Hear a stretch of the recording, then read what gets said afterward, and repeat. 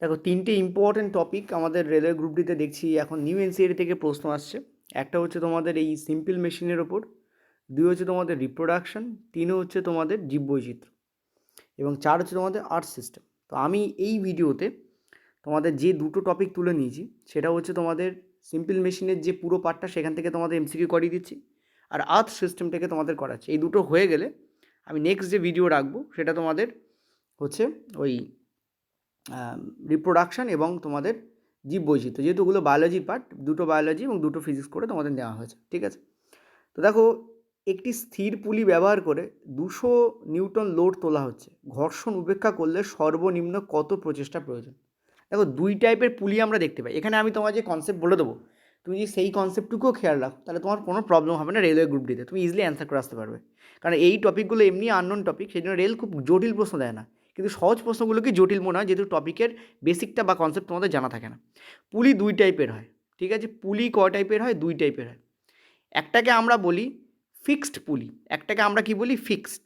যে পুলিটা, দেখো এখানে এই যে এইটাই হচ্ছে পুলি, এই যে দেখতে পাচ্ছি এই যে কপিকল যাকে বলা, আরে পুলির বাংলা হচ্ছে কপিকল রে ভাই, কপিকল কপিকল কপিকল, ঠিক আছে? তো এই পুলিটা দেখো একে ফিক্সড করা আছে, দেখো নাট বোল্ট দিয়ে ফিক্স করা আছে, একে বলে ফিক্সড পুলি। আর একটা পুলি আছে যাকে মুভেবল বলে, মানে নড়ানো যায় এমন পুলি, মুভেবল অর্থাৎ যেটা মুভ করতে পারে। মুভেবল পুলি মানে যেটা নড়ানো যায়, এটাকে নড়ানো যায় না। ঠিক আছে, প্রথমে একটু সামান্য কনসেপ্ট বলবো, নড়ানো যায় না। এটা আমি তোমাদের আমার পেডে প্রায় 1 মাস আগে, 1 থেকে 1.5 মাস কি 2 মাস আগে পড়িয়ে দিয়েছি। নড়ানো যায় না, এটাকে কী করে? নড়ানো যায়। ঠিক আছে, নড়ানো যায়। তো যারা ওই কনসেপ্ট পড়ে গেছে তাদের এই ভিডিওর কোশ্চেন্স করেও হয়ে যাবে। ঠিক আছে, তাদের কনসেপ্ট জানার দরকার নেই, তারা মানে এগিয়ে যাও, ভিডিও চলবে, তুমি তোমার কোশ্চেন অ্যান্সার দিয়ে বেরিয়ে যাবে। তো ফিক্সড অ্যান্ড মুভেবল, ঠিক আছে? যারা পেডে আছো তারা এটাকে রিভিশন ক্লাস হিসেবে নিতে পারো। ঠিক আছে, আর যারা জানো না তারা একটু জেনে নাও। তো দুই টাইপের পুলি হয়, ফিক্সড আর মুভেবল পুলির মধ্যে পার্থক্য আছে। দেখো, ফিক্সড পুলি কী করে? বলের মাত্রা কমায় না। পয়েন্ট টু বি নোটেড, বলের মাত্রা কী করে না? কমায় না বলের মাত্রা। ঠিক আছে, এ কী করে না? এ কমায় না, এ কিন্তু বলের মাত্রা কমায়। ঠিক আছে, এটা গেল প্রথম পয়েন্ট। এ কী করে? এ বলের ডাইরেকশান চেঞ্জ করে, এ হচ্ছে বলের দিক। এ কী করে? এর বলের দিক পরিবর্তন করে, এ বলের দিক পরিবর্তন করে, ইয়েস করে, এও করে এও করে। তার মানে মুভেবল পুলির কিন্তু যে বলতে পারো যে যান্ত্রিক সুবিধা সেটা বেশি ফিক্সড পুলির থেকে। ঠিক আছে, মুভেবল পুলির যান্ত্রিক সুবিধা কিন্তু ফিক্সড পুলির থেকে বেশি। এটা গেল প্রথম পয়েন্ট। বোঝা যাচ্ছে কী বললাম? ক্লিয়ার?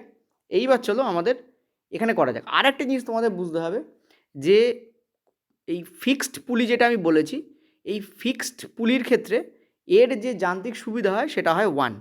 তার মানে কি? এই যান্ত্রিক সুবিধা কাকে বলা হয়? যান্ত্রিক সুবিধার ইংরেজি হচ্ছে মেকানিক্যাল অ্যাডভান্টেজ, MA। এটার বাংলা হচ্ছে যান্ত্রিক সুবিধা। ছোট করে বলে দিচ্ছি, মনে রাখো, মেকানিক্যাল অ্যাডভান্টেজ বা যান্ত্রিক সুবিধা, এটার মানে হচ্ছে কতটা লোড তুমি সরাচ্ছ তার জন্য কতটা এফর্ট তুমি দিচ্ছ। ধরো তোমার সামনে একটা 500 কেজির বাক্স আছে, তুমি নির্ঘাত তুলতে পারবে না, কারণ অন অ্যান অ্যাভারেজ একজন হিউম্যান বিংস যারা ব্যায়াম ট্যাম করে না, normal on an average human বিংসের কথা বলছি, তারা আপ টু 40 কেজি অবধি তুলতে পারে। আপ টু 40 কেজির বেশি হলে মাথায় যদি কেউ বসিয়ে না দেয় তাহলে সেটা দেখো, লোড তোলা আর লোড নিয়ে যাওয়া দুটোর মধ্যে পার্থক্য আছে। এলে গ্রুপটিতে কী করে? লোড তুলে কাঁধে নিতে বলে, ওটা চাপের। কেউ তোমার মাথায় চাপিয়ে দিচ্ছে, তুমি নিয়ে গেলে ওটা আলাদা জিনিস, ওটাকে লোড নিয়ে যাওয়া বলে। আমি লোড তোলার কথা বলেছি।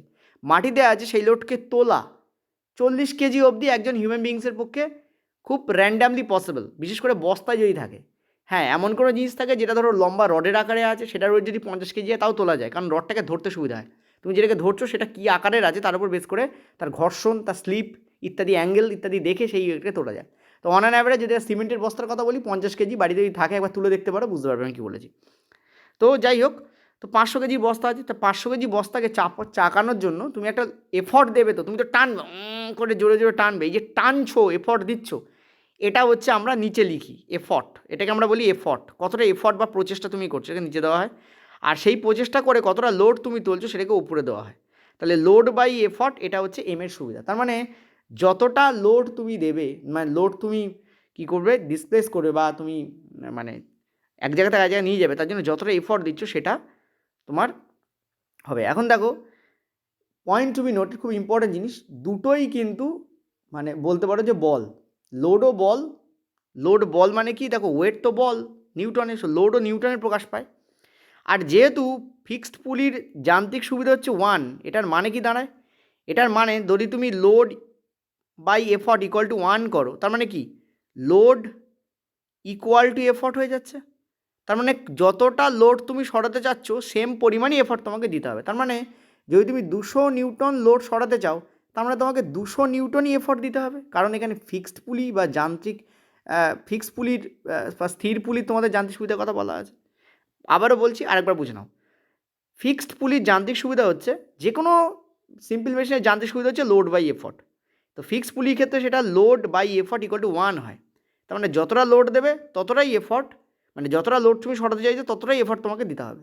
তার মানে 200 নিউটন লোড সরানোর জন্য 200 নিউটনই এফর্ট তোমাকে দিতে হবে। তো কারেক্ট আনসার উইথ দিস। ঠিক আছে, এটা উইদিন সেকেন্ডে হয়ে যাবে। এবার তোমাকে এখান থেকে কী প্রশ্ন করতে পারে, বলে দিল যে 200 নিউটন লোডের জন্য তুমি 2x পরিমাণ কী দিচ্ছ, এফর্ট দিচ্ছ। ধরো এরকম বলে দিল 200 নিউটন লোড দেওয়ার জন্য তুমি 2x পরিমাণ এফর্ট দিচ্ছ। এটাকে যদি দ্বিগুণ করা হয় তখন কতটা এফর্ট লাগবে? দেখো একে যদি দ্বিগুণ করা হয় তখন এ বেচারাও দ্বিগুণ হয়ে যাবে, তখন 4x পরিমাণ এফর্ট লাগবে। ঠিক আছে, এটা 400 হলে 200 নিউটনের জন্য 2x হয়, তাহলে 400 নিউটনের জন্য কত হবে? 4x এফর্ট লাগবে। ঠিক আছে, সো ব্যাপারটা এরকম করেও রেল প্রশ্ন দিতে পারে। ব্যাপারটা কিছুই না, ব্যাপারটা হচ্ছে এই কনসেপ্টের উপর কাজ করে। কনসেপ্ট হচ্ছে এইটা, কিন্তু এভাবে ঘুরিয়ে প্রশ্ন দিতে পারে। ঠিক আছে, চলো নেক্সট পরেরটাতে। তোমাদের নিউ এনসিইআরটির প্রত্যেকটা লাইন থেকে এমসিকিউ রাখা আছে এখানে। শুধুমাত্র পুলির উপরে কতগুলো এমসিকিউ আছে তুমি দেখলে বুঝতে পারবে। মানে এইটা যদি তুমি করে যাও তাহলে তোমাকে নিউ এনসিইআরটি পড়তে হবে না, তুমি পুলি থেকে যা প্রশ্ন আসবে মোটামুটি এখান থেকেই পাবে তুমি, এটুকু 100% শিওর। কনসেপ্ট বোঝাতে বলতে যাবো, চিন্তা করতে হবে না। তো বলছি একটি স্থির পুলি প্রচেষ্টার মান কমায় না। তার মানে একটু আগে আমি যেটা বললাম যে স্থির পুলি কেবলমাত্র বলের দিক পরিবর্তন করে। বলের দিক পরিবর্তন করে, ইয়েস করে। বলের মান পরিবর্তন করে, নো। বল তো ভেক্টর রাশি, বলের মান আর দিক উভয় থাকে, বলের মান কিন্তু স্থির পুলি পরিবর্তন করে না। এই জন্য বলেছে প্রচেষ্টার মান কমায় না। মান যদি পরিবর্তন করছে না, ফলে প্রচেষ্টার মান কমাচ্ছেও না। মান পরিবর্তন করার অর্থ কী? কমাতেও পারে, বাড়াতেও পারে। দেখো যদি 500 কেজি বস্তা তুমি যদি ইজিলি তুলে ফেলতে পারতে, তার মানে কি তুমি কম পরিমাণ বল প্রয়োগ করেই বেশি বাধা অতিক্রম করতে পারছো। তো যে কোনো যন্ত্র আমরা কেন ইউজ করি? যাতে কম পরিমাণ বল প্রয়োগ করতে হয় বেশি বাধাকে অতিক্রম করার জন্য। বাধা বলতেই কিন্তু এখানে ওই লোডই হচ্ছে এখানে বাধা। ঠিক আছে, লোডই হচ্ছে বাধা। তোমার সামনে একটা গাছ পড়ে আছে, যদি সেটা একটা পেঁপে গাছ হয় তুমি ইজিলি হাত দিয়ে সরাতে পারবে, যদি মিডিয়াম সাইজের পেঁপে গাছ হয়। মোটা সোটা হলে তাও 2 জন দরকার হয়। কিন্তু একটা নারকেল গাছ পড়ে আছে, 10-15 জন ছাড়া কোনো দিন হবে না যদি মোটা সোটা নারকেল গাছ হয়। তাহলে তোমার যাওয়ার পথে বাধাটাই তো ওইটা, আর ওটা তো একটা ওয়েট মানে লোড। ঠিক আছে, তা সেটা সরানোর জন্য তুমি যদি তো দেখায় যে যদি এরকম হয় যে 10 জন লাগছে, তার জায়গায় একটা যন্ত্র দিয়েই আমি নারকেল গাছটাকে সরিয়ে দিচ্ছি। তার মানে যন্ত্র আমাদের কী করে? কম এফর্ট প্রয়োগ করে বেশি বাধাকে অতিক্রম করতে সাহায্য করে। এই জন্যই যন্ত্র আমাদের জীবনে ভীষণ ইউজফুল, ইম্পর্ট্যান্ট। এখানে বলে যে স্থির পুলি প্রচেষ্টার মান কমায় না, তবুও এটি ব্যাপকভাবে ব্যবহৃত হয়। কেন ব্যবহৃত হয়? দেখো এর কারণ, এটা খুব ইম্পর্ট্যান্ট, কারণ এটি প্রয়োগকৃত বলের দিক পরিবর্তন করে, ফলে কাজ করা সুবিধাজনক হয়। এটা হচ্ছে পয়েন্ট। একটু আগে বললাম এটা বলের দিক পরিবর্তন করতে পারে, যার ফলে মান না কমালেও বলের দিক পরিবর্তন করেও কিন্তু সুবিধা হয় কাজ করা। তুমি বলবে কী করে স্যার বলের দিক পরিবর্তন করে কাজ করার সুবিধা হয়? দেখো একটা জিনিস তোমাকে বলি, ভালো করে খেয়াল করো। যে কোনো জিনিসকে মনে রাখবে, যে কোনো জিনিসকে ডাউন থেকে আপে তোলা, এটা ডাউন, এই পাশে ছবিটাও দেখো এটা আপ। যে কোনো জিনিসকে ডাউন থেকে আপে তোলা বেশি কঠিন, কিন্তু আপ থেকে ডাউনে নামানো খুবই সোজা। এটা তোমরা রিয়েল লাইফেও দেখেছো। যখন তুমি তোমার প্রথম কোনো এফর্ট দিয়ে কাজ শুরু করবে, তখন সেটাকে তুলে ধরতে তোমার কিন্তু প্রচুর সময় লাগবে, কিন্তু একটা ব্যাড ইমেজ সেটাকে কিন্তু এক লহমায় তোমাকে নিচে নামিয়ে দিতে পারে।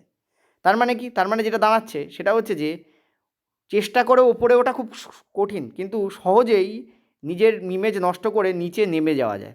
ঠিক আছে, মানুষের চোখে নিচে নেমে যাওয়া যায়। তো এখানেও ব্যাপারটা তাই, ফিজিক্সও তাই বলছে ভাই, আপে তোলা সোজা নয় কিন্তু ডাউনে নামানো কঠিন। এবার তুমি এইটাকে দেখো, তুমি অ্যাকচুয়ালি এই লোডটাকে আপেই তুলতে চাইছো, তাই না? লাল কাল দিক কোন দিকে? আপেই তুলতে চাইছো, কিন্তু এফর্ট লাগাচ্ছ কোন দিকে? নিচের দিকে। তার মানে বলের ডাইরেকশন চেঞ্জ হচ্ছে।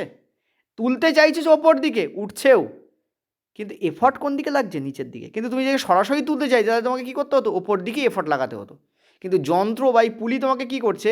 এফর্ট নিচের দিকে লাগিয়েও লোডটাকে ওপর দিকে তুলতে হেল্প করছে। তার মানে এফর্ট সেই নিচের দিকে লাগছে, লোড কিন্তু সেই ওপর দিকেই হচ্ছে, অর্থাৎ কাম্য রিকোয়ার্ড জায়গাতেই লোড উঠছে, কিন্তু এফর্ট তুমি কিন্তু ওপর দিকে দিচ্ছ না, নিচের দিকে দিচ্ছ। এইভাবে বলের ডাইরেকশান ও চেঞ্জ করে, ঠিক আছে, পয়েন্ট টু বি নোটেড।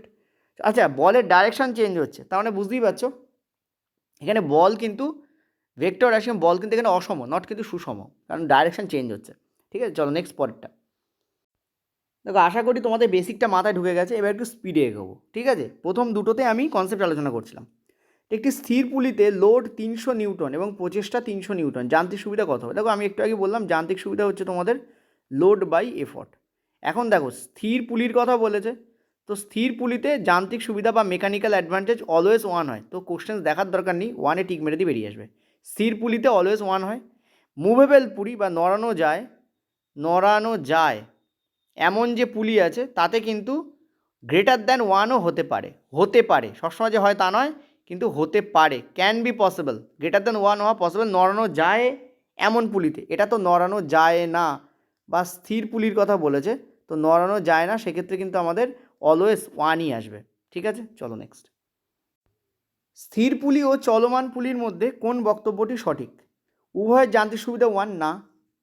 স্থির পুলির প্রচেষ্টার দিক পরিবর্তন করে, আর চলমান পুলি প্রয়োজনীয় প্রচেষ্টা, এখানে মাফ করো, চলমান পুলি কী করতে পারে? প্রয়োজনীয় হবে, প্রয়োজনীয় প্রচেষ্টা কমাতে পারে। তা আমরা জানি স্থির পুলি প্রচেষ্টার দিক পরিবর্তন করতে পারে, আর চলমান পুলি কিন্তু প্রয়োজনীয় প্রচেষ্টা কমাতে পারে। এটাই রাইট হওয়া উচিত, পরেগুলো একটু পড়ে নিই। চলমান পুলি শুধু প্রচেষ্টার দিক পরিবর্তন করে না, চলমান পুলি কিন্তু প্রচেষ্টার মান পরিবর্তনও করতে পারে। দেখো এই যে প্রচেষ্টা বলছি, এই প্রচেষ্টার ইংরাজি হচ্ছে তোমাদের এফর্ট। ঠিক আছে, আর এফর্টও কিন্তু একটা টাইপের বল। তার মানে এখানে বলতে চাই যে স্থির পুলি বলের দিক পরিবর্তন করতে পারে, যেখানে প্রচেষ্টা সেটা ইকুয়াল টু বলের ধরে নেবে, বলের ধরে নেবে। স্থির পুলি বলের দিক পরিবর্তন করতে পারে, আর চলমান পুলি বলের মান কমাতে পারে। তো এটাই কারেক্ট। একটু আগে দেখলাম চলমান পুলি কিন্তু বলের মানও কমাতে পারে। ঠিক আছে, আর এখানে বলা যায় চলমান পুলি শুধু প্রচেষ্টার দিক পরিবর্তন করতে পারে তা নয়, কোনোটি ভারী বস্তুকে তুলতে সাহায্য করে না, এটাও রং হয়ে যাচ্ছে, তো বি অপশান এখানে কারেক্ট হচ্ছে। ঠিক আছে, যেখানে প্রচেষ্টা বা লোড লেখা থাকবে, লোড মানে হচ্ছে বাঁধা বা ভার, লোড মানে কি বাঁধা, বাংলা বইগুলোতে দেখবে বাঁধা বা ভার লেখা থাকে। ঠিক আছে, বাঁধা বা ভার সেটা ইংরেজি লোড হয়, আর এটাও কিন্তু এক টাইপের বলই হয়। তো দুটোই বল, একটাকে তুমি অতিক্রম করার জন্য, এক বলকে অতিক্রম করার জন্য আরেক বল তুমি প্রয়োগ করছো, ব্যাস হচ্ছে আর কিছু না। ঠিক আছে, চলো। তোমাদের এনসিইআরটিতে লিফটের কথা বলা আছে, সেই জন্য আমারও প্রশ্ন এখানে চলে এসেছে, যেহেতু আমি লাইন বাই লাইনই কোশ্চেন ওখান থেকে করেছি। বলছে একটি লিফট একটি মাত্র স্থির পুলির পরিবর্তে পুলি ব্যবস্থা বা পুলি সিস্টেম ব্যবহার করে, যেখানে আমরা দেখব এই পুলিশ, দেখো কতগুলো পুলি রয়েছে, 1, 2, 3, 4 এরকম অনেক পুলিকে দেখা যায়, এইটা হচ্ছে সেই লিফট। তো বলছে প্রধান সুবিধা হচ্ছে সি, এটি বেসিক যান্ত্রিক সুবিধা দেয়, ফলে কম প্রচেষ্টায় ভারী লোড তোলা যায়। তো correct answer will B this. ঠিক আছে, চলো। দেখো এই টাইপের প্রশ্ন রেল ব্যাপক পছন্দ করে, এটা একদম ঘুরোনো প্রশ্ন, দেখলে বুঝতে পারবে। বলছে একটি স্থির পুলি ব্যবহার করে 400 নিউটন লোড তোলা হচ্ছে। ঠিক আছে, একজন ছাত্র দাবি করলো যে পুলি ব্যবহারের প্রচেষ্টা 200 নিউটন হয়ে যায়, নিচের কোন বক্তব্যটি সঠিক? দেখো খেয়াল করো একটা জিনিস, 400 নিউটন লোড যদি তুলতে হয়, আর যদি সেটা স্থির পুলি হয়, তাহলে 400 নিউটনই তোমাকে বল প্রয়োগ করতে হবে, কারণ যত পরিমাণ লোড তুমি সরাচ্ছ তত পরিমাণই প্রচেষ্টার বল হওয়া উচিত কিসে? স্থির পুলিতে। কিন্তু এখানে ওই ছাত্র দাবি করছে যে 200 নিউটন হয়ে যাচ্ছে তার লোড, তার মানে কি প্রতিটি পুলি প্রচেষ্টাকে অর্ধেক করে, তাই ছাত্রীর বক্তব্য সঠিক। দেখো স্থির পুলি যদি হয় তাহলে সেটা প্রচেষ্টাকে অর্ধেক করে দেয় না, বা প্রচেষ্টা বা বলের মান, প্রচেষ্টা মানে বলের মান কমায় না, এখানে বলের মান কমায় না। কে কমায় না? স্থির পুলি কমায় না। ঠিক আছে, স্থির পুলি কিন্তু বলের মান কমায় না, সেই জন্য এটা কিন্তু রং হয়ে যাচ্ছে। এখানে বলে যে প্রত্যেকটা পুলি কমায়, তা কিন্তু নয়। প্রচেষ্টা 400 নিউটনই থাকে, তবে প্রচেষ্টার দিক পরিবর্তিত হয়, এইটা কিন্তু কারেক্ট। প্রচেষ্টা শূন্য হয়ে যায় কারণ পুলি লোডকে ধরে রাখে, এটা ইনকারেক্ট। যান্ত্রিক সুবিধার কারণে প্রচেষ্টা 100 হয়ে যায়, তা কিন্তু নয়। তো কারেক্ট কোনটা? প্রচেষ্টা 400 নিউটনই থাকে। আমি একটু আগে বলেছি যে স্থির পুলি ব্যবহার করে 400 নিউটন লোড তোলা হচ্ছে, তার মানে প্রচেষ্টাও আমার 400 নিউটনই থাকবে। শুধু কী হচ্ছে, প্রচেষ্টার যে দিক, প্রচেষ্টা মানেই বল, প্রচেষ্টা যেখানে থাকবে বা লোড বা বাধা যেখানে থাকবে তার মানে বলের, তো বলের দিক কী হচ্ছে, পরিবর্তিত হচ্ছে। ঠিক আছে, তো কারেক্ট আনসার আমাদের বি হবে। ঘোরানোর প্রশ্ন, উদ্ভাট প্রশ্ন, রেল এই টাইপের প্রশ্ন পছন্দ করে। একটি যন্ত্রে লোড 600 নিউটন এবং প্রচেষ্টা 300 নিউটন, এর যান্ত্রিক সুবিধা কত? দেখো, যে কোনো সিম্পল মেশিন, যন্ত্র মানে সিম্পল মেশিন, যে কোনো সিম্পল মেশিনের যে যান্ত্রিক সুবিধা বা এমএ হয় সেটা তোমাদের হয় লোড বাই এফর্ট। ঠিক আছে, লোড বাই এফর্ট। এখানে লোড কতটা বলেছে? 600 নিউটন। আর তোমাদের প্রচেষ্টা কত বলেছে? 300 নিউটন। তো ক্লিয়ারলি দেখতে পাচ্ছি কাটাকুটি করলে 2 হবে, তো অ্যান্সার উইল বি 2। ঠিক আছে, যান্ত্রিক সুবিধা এমন একটা রাশি যার কোনো একক থাকে না। কেন? কারণ দেখো, এইখানে আমরা নিউটন লিখবো সেটা, আর নিচের এই নিউটন লিখবো সেটা, কেটে বেরিয়ে যাবে। সো যান্ত্রিক সুবিধা কিন্তু কোনো একক নেই, এটা মনে রাখবে, এটা এককহীন রাশি। চলো, একজন ব্যক্তি একটি ভারী বাক্স ট্রাকে তুলতে চান। এই পৃষ্ঠায় আলোচিত কোন সরল যন্ত্রটি সবচেয়ে বেশি প্রচেষ্টা কমাতে? এই পৃষ্ঠায় না, এটা এই প্রশ্নে হবে বা এই অপশানে হবে, এরকম কিছু হবে, যেহেতু ওই এনসিইআরটি পেজ বাই পেজ আমি করছিলাম সেহেতু ওখানে এটা চলে এসছে। ঠিক আছে, কোন যন্ত্রটি, দেখো এই অপশানগুলোকে খেয়াল করবে, অপশানে আলোচিত কোন সরল যন্ত্রটি, এটা এইভাবে এটাকে করে নাও। ঠিক আছে, অপশানে আলোচিত করে নাও। ঠিক আছে, এখানে করে নাও অপশানে আলোচিত। অপশানে আলোচিত কোন সরল যন্ত্রটি সবথেকে বেশি প্রচেষ্টা কমাতে, মানে বল কমাতে সাহায্য করবে? দেখো, আমরা বল সবসময় কমাতে চাই, অল্প বলেই যদি বেশি কাজ হয় সেটাই আমাদের জন্য কাম্য, আর যে কোনো যন্ত্রকে আমরা এই জন্যই ইউজ করি। ঠিক আছে, তো ভারী বাক্সকে তুমি যখন ট্রাকে তুলতে চাইছো, ঠিক আছে, খুব ইম্পর্ট্যান্ট জিনিস কিন্তু এটা। ক্লিয়ারলি তুমি দেখতে পাচ্ছ যে এখানে বলেছে বলকে কমাতে হবে, তার মানে বলের কি কমবে? বলের মান কমবে। আর বলের মান একটাতেই কমতে পারে, সেটা হচ্ছে মুভেবল পুলি বা পুলি সিস্টেমে। স্থির পুলিতে কিন্তু বলের মান কমে না। তো কারেক্ট অ্যান্সার এটাই হবে আমাদের। ঠিক আছে, চলো নেক্সট। আচ্ছা, এটা খুব ইম্পর্ট্যান্ট একটা কনসেপ্ট। ঠিক আছে, আনত তলের কনসেপ্ট। দেখো, একটা জিনিস বলি, ধরো এখানে একটা দেয়াল আছে, এই দেয়ালের গায়ে একটা মই দাঁড় করানো আছে। তোমরা জানো এরকম মই পাওয়া যায়। ঠিক আছে, দেয়ালের গায়ে ধরো এরকম একটা মই তোমাদের দাঁড় করানো আছে, এরকম মই, একটা মই। তোমার যদি মনে হয় যে এই দেয়ালের, তুমি ধরো এই এরম জায়গায় দাঁড়িয়ে আছো, তুমি এই মই দিয়ে উঠে উঠে উঠে উঠে এই ওপরে তুলতে পারো। এবার তোমার মাথায় ধরো একটা বাক্স দিয়ে দেওয়া হয়েছে, একটা মাথায় একটা বাক্স দিয়ে দেওয়া হয়েছে তোমার মাথায়। তুমি যখন এই বাক্সটা নিয়ে ওপরে উঠবে, তুমি দেখবে এই মই দিয়ে উঠতে তোমার ব্যাপক কষ্ট হচ্ছে। তুমি এর মাথাতেই উঠবে, এরম জায়গাতেই উঠবে, কিন্তু এই মই দিয়ে উঠতে তোমার ভীষণ কষ্ট হবে। কেন? কারণ দেখো, মই আর এই যে তোমাদের যেটাকে রাখা হয়েছে, এটা দেখো ভূমির সাথে 90 ডিগ্রি কোণে রাখা হয়েছে। এই যে মইটা, তোমার তো হাইট অ্যান্ড ডিস্টেন্স করো, মইটাকে কত ডিগ্রি কোণে রাখা হয়েছে? 90 ডিগ্রি কোণে রাখা হয়েছে। তো 90 ডিগ্রি কোণে রাখলে যেটা হয় সেটা হচ্ছে দূরত্ব মিনিমাম হয়, তাই না? দূরত্ব কী হয়? মিনিমাম হয়। তো মনে রাখবে, এই আনত তলের ক্ষেত্রে একটা জিনিস বলছি, এটা নতুন কনসেপ্ট, আগের কনসেপ্ট থেকে হয়ে গেছে, এটা পুলির। এখানে আনত তল, আনত তল হচ্ছে 131 নম্বর পেজে আছে তোমাদের। পুলি একটা ছোট্ট সিস্টেমের মধ্যে লেখা আছে, আমি সেটা থেকেও দেখো কতগুলো কোশ্চেন তোমাদের, 8খানা কোশ্চেন দিয়েছি। ঠিক আছে, পুলি সিস্টেমের উপরে।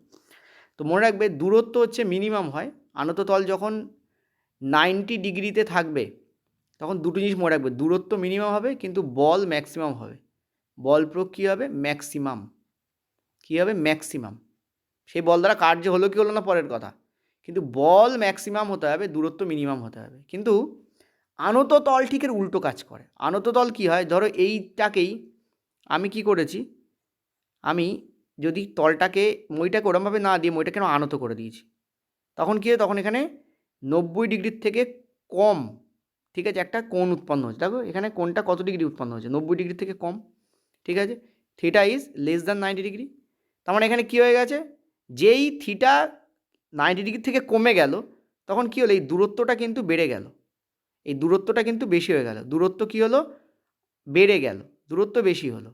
কিন্তু দূরত্ব বেশি হলো ঠিক, কিন্তু একটা জিনিস আমাদের কমে গেল, সেটা হচ্ছে বলের মান কমে গেল। অর্থাৎ বল প্রয়োগ কম করতে হলো। বল প্রয়োগ কী হলো? কমানো গেল। ঠিক আছে, কমানো গেল। তার মানে দূরত্বকে বাড়িয়ে যদি বল কমানো যায়, তাহলে সেটা কিন্তু একটা যান্ত্রিক সুবিধা প্রদান করে। সেটা কী প্রদান করে? যান্ত্রিক সুবিধা প্রদান করে। তো আনত তল ঠিক এই কাজটাই করে। কী করে? আনত তল ঠিক এক্স্যাক্টলি এই কাজটাই কিন্তু আনত তল করে। আমার কথা বোঝাতে পারছি? Yes or no? আর একটা কথা মাথা রাখবে, এটা আমি বলে এইগুলো দিয়েই প্রশ্ন দেবে, আমি যা যা কথা এখানে বলবো জাস্ট সেইগুলো দিয়ে প্রশ্ন দেবে, এটা মনে রাখবে। আনত তলের যে যান্ত্রিক সুবিধা,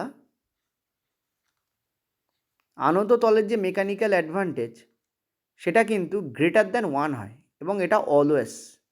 যেমন স্থির পুলির যান্ত্রিক সুবিধা ইকুয়াল টু 1 হয়, তেমন আনত তলের যান্ত্রিক সুবিধা কিন্তু গ্রেটার দ্যান 1 হয়। এটা অলওয়েজ মাথা রাখবে, ঠিক আছে? অলওয়েজ, সর্বদা এটা হয়। তার মানে কি, তার এইটার মানেটা কি? আনত তলের যান্ত্রিক সুবিধা গ্রেটার দ্যান 1, এটার মানেটা কি? এটার মানে হচ্ছে কম বল প্রয়োগ করে, যে বলটা তুমি প্রয়োগ করছো তাকেই প্রচেষ্টা বা এফর্ট বলা হয়। কম বল প্রয়োগ করে বেশি বাধাকে অতিক্রম করা যায়। এই যে বাধা বললাম এটা কি আমরা বলছি লোড, ঠিক আছে? বেশি বাধা কি করা যায়? অতিক্রম করা যায়। এটা কেন তোমাকে আমি বললাম, এটাই হচ্ছে আনত তলের বেসিক। কম বল প্রয়োগ করে বেশি বাধা অতিক্রম করা যায়, তাহলে অ্যান্সার এইটাই হবে। এটি কম বল প্রয়োগ করে বেশি দূরত্ব অতিক্রম করার মাধ্যমে বস্তুটাকে উপরে তুলতে সাহায্য করে। Clear? This is the answer. Yes ও নো বলো, ইয়েস অর নো বলো, এটা অ্যান্সার নাকি অ্যান্সার না? Yes sir, this is the answer. ঠিক আছে, বোঝাতে পারলাম? বলো বুঝলে কিনা। আচ্ছা, এখানে আর একটা ছোট্ট জিনিস আছে যেটা তোমাকে আমি বলে দিই। আচ্ছা, পরে কোশ্চেনে চলো, ওটা নিয়ে কোশ্চেন্সও আছে, চলো ওখানে বুঝিয়ে দিচ্ছি। কোশ্চেন্স দেখলে বুঝতে পারবে যে কনসেপ্টটা কীভাবে কোশ্চেন্সে কাজে লাগে।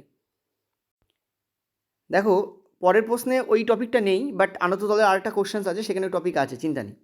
একটি ক্রেন স্থির ও চলমান পুলির সমন্বয়ে গঠিত একটি পুলি সিস্টেম। দেখো, ক্রেনের এই যে অংশটা দেখতে পাচ্ছি, এই যে পার্টটা, এটা কিন্তু একটা স্থির পুলি।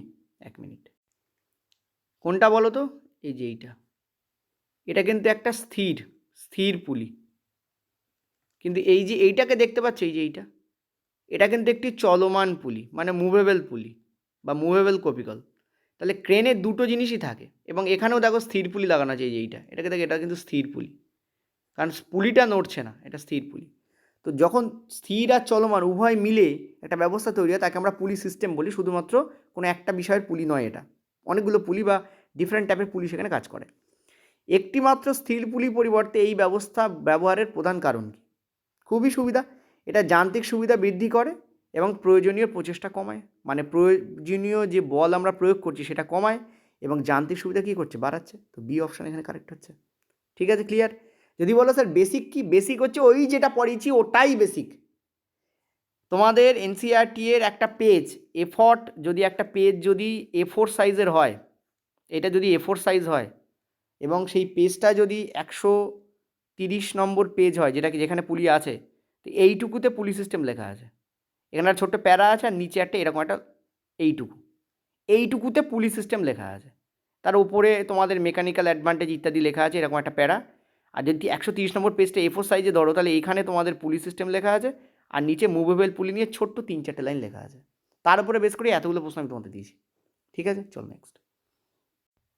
আচ্ছা, 11 দাগের কোশ্চেন দেখো, বলেছে দুজন ছাত্র আছে, একই ভরের ট্রলিতে একই উচ্চতায় তুলতে দুটি ভিন্ন তল তারা ব্যবহার করছে। ছাত্র এ কী করছে? ছোট এবং বেশি খাড়া তক্তা ব্যবহার করছে। ছাত্র এ কী করছে? ছোট এবং বেশি খাড়া তক্তা ব্যবহার করছে। আমি তোমার একটু আগে কী বলেছি? আনত তলেরই ওপরে প্রশ্ন। আনত তল কী করে? দূরত্বটাকে বাড়িয়ে দেয়, তার ফলে কী হয়? কোণটা 90 ডিগ্রি থেকে ছোট হয়ে যায়, এবং দূরত্ব বাড়ছে, বাড়ছে, ডিস্ট্যান্স বাড়ছে, কিন্তু প্রযুক্ত ফোর্স কমে যাচ্ছে। এইটা আনত তলের কাজ। এটা হচ্ছে, যদি এটা মনে রাখো, এই যে এই ছবিটা এঁকেছে, এইটা যদি মনে রাখো, তাহলে পরীক্ষার সময় তোমার কোনো প্রবলেম হবে না। তার মানে ছাত্র এ কিন্তু বেশি বল প্রয়োগ করছে, ডেফিনেটলি ফোর্স এখানে বেশি। এই জন্য দেখো এর মুখটাকে খেয়াল করো, বাবা রে আর পারছি না, এরকম একটা ব্যাপারে মুখটা রয়েছে, দেখো। ঠিক আছে, কারণ ডিস্ট্যান্স এখানে কম, সেই জন্য ফোর্স এখানে বেশি লাগাতে হচ্ছে। কিন্তু সেম পরিমাণই মানে লোড নিয়ে আরেকজন ছাত্র বি উঠছে, সে কিন্তু স্মুথলি উঠছে, মুখটা দেখো স্মুথ। কারণ কি? এখানে ডিস্ট্যান্স বেশি হলেও এখানে ফোর্স কিন্তু কম। ফোর্স কমের ফলে এর যান্ত্রিক সুবিধা কী হচ্ছে? এখানে এই জায়গাটাতে অপশান বিতে যান্ত্রিক সুবিধা কিন্তু 1-এর থেকে বেশি, কিন্তু অপশান এতে যান্ত্রিক সুবিধা কিন্তু 1-এর থেকে কম, লেস দ্যান 1। ঠিক আছে, তো এখানে তোমাকে বলছে ছাত্র বি এর তুলনায় কম বল প্রয়োগ করে। দেখো, ছাত্র বি এর তুলনায় বেশি বল প্রয়োগ করছে, এই যে বলেছি ফোর্স বেশি। ছাত্র বি কম বল প্রয়োজন, তবে তাকে সেই বলটি বেশি দূরত্ব জুড়ে প্রয়োগ করতে হবে, এটাই কারেক্ট অপশান। উভয় ছাত্র সমান বল প্রয়োগ করছে, না প্রয়োগ করছে না। তক্তা বড় হওয়ায় ছাত্র বি বেশি বল প্রয়োজন, না। তক্তা বড় হওয়ায় ছাত্র বি এর কম বল প্রয়োজন। তক্তা বড় অর্থ ডিস্ট্যান্স বেশি, লম্বা তক্তা মানে ডিস্ট্যান্স বেশি, ছোট তক্তা মানে ডিস্ট্যান্স কম। তো অপশান বি এখানে কারেক্ট হচ্ছে। ঠিক আছে, চলো। এগুলো অ্যাকচুয়ালি পেডের মক টেস্টের কোশ্চেন্স আকারে আমি তৈরি করতে বলেছিলাম আমার টিমকে। তো আমার টিম বললো যে স্যার আপনি এটাকে এখন মক টেস্ট না দিয়ে আপনি ফ্রিতেই দিন। তো আমি বললাম হ্যাঁ, আমি এগ্রি করলাম, ইয়েস ফ্রিতে দেওয়াই উচিত, কারণ সামনে এক্সাম চলছে। তো ওই জন্য এই কোশ্চেন্সগুলোকে আমি মক টেস্ট আকারে না দিয়ে তোমাদের ফ্রিতে দিচ্ছি। এই কোশ্চেন্সগুলোকে আমি মক টেস্ট আকারে দেবো বলে ঠিক করেছিলাম, কিন্তু তোমাদের আরও কোশ্চেন্স আছে যেগুলো মক টেস্টে আছে, আমাদের পেডের যে মক টেস্ট তাতে আছে। যাই হোক, এখানে বলেছে ঢালুতল পরীক্ষায় তক্তা ও ভূমির মধ্যবর্তী কোণ ধীরে ধীরে কমানো হচ্ছে। তার মানে কি? তার মানে হচ্ছে ধরো প্রথমে আমাদের তক্তাটা এইভাবেই রেখেছো তুমি, এটা ভূমির সাথে কত ডিগ্রি কোণ করে আছে ক্লিয়ারলি দেখতে পাচ্ছ, 90 ডিগ্রি। তারপর কি করা হলো? তারপর তক্তাটাকে এইভাবে রাখা হলো, এটা দেখো 90 থেকে কমে গেল। তারপরে আরও এর মান কমানো হলো, তারপর দেখো আরও এর মান কমানো হলো, তারপর দেখো আস্তে আস্তে একদম এর মান পুরো ফুল, কিন্তু এর মানটা কী করা হলো? কমিয়ে দেওয়া হলো। ঠিক আছে, আমি হাতে আঁকছি, পুরো ফুলের মানটা কী করা হলো? কমিয়ে দেওয়া হলো। এখানে যদি 1 নম্বর কোণ, এখানে 2 নম্বর, এখানে 3 নম্বর, এখানে 4 নম্বর, এখানে 5 নম্বর কোণ থাকে, তাহলে আমরা বলতে পারি 5 নম্বর সব থেকে বড় কোণ আর 1 নম্বর কোণটা সব থেকে ছোটো কোণ। দেখো লেস দ্যান দিয়ে দিয়েছি, ঠিক আছে, এটা বোঝাতে পারছি আমি।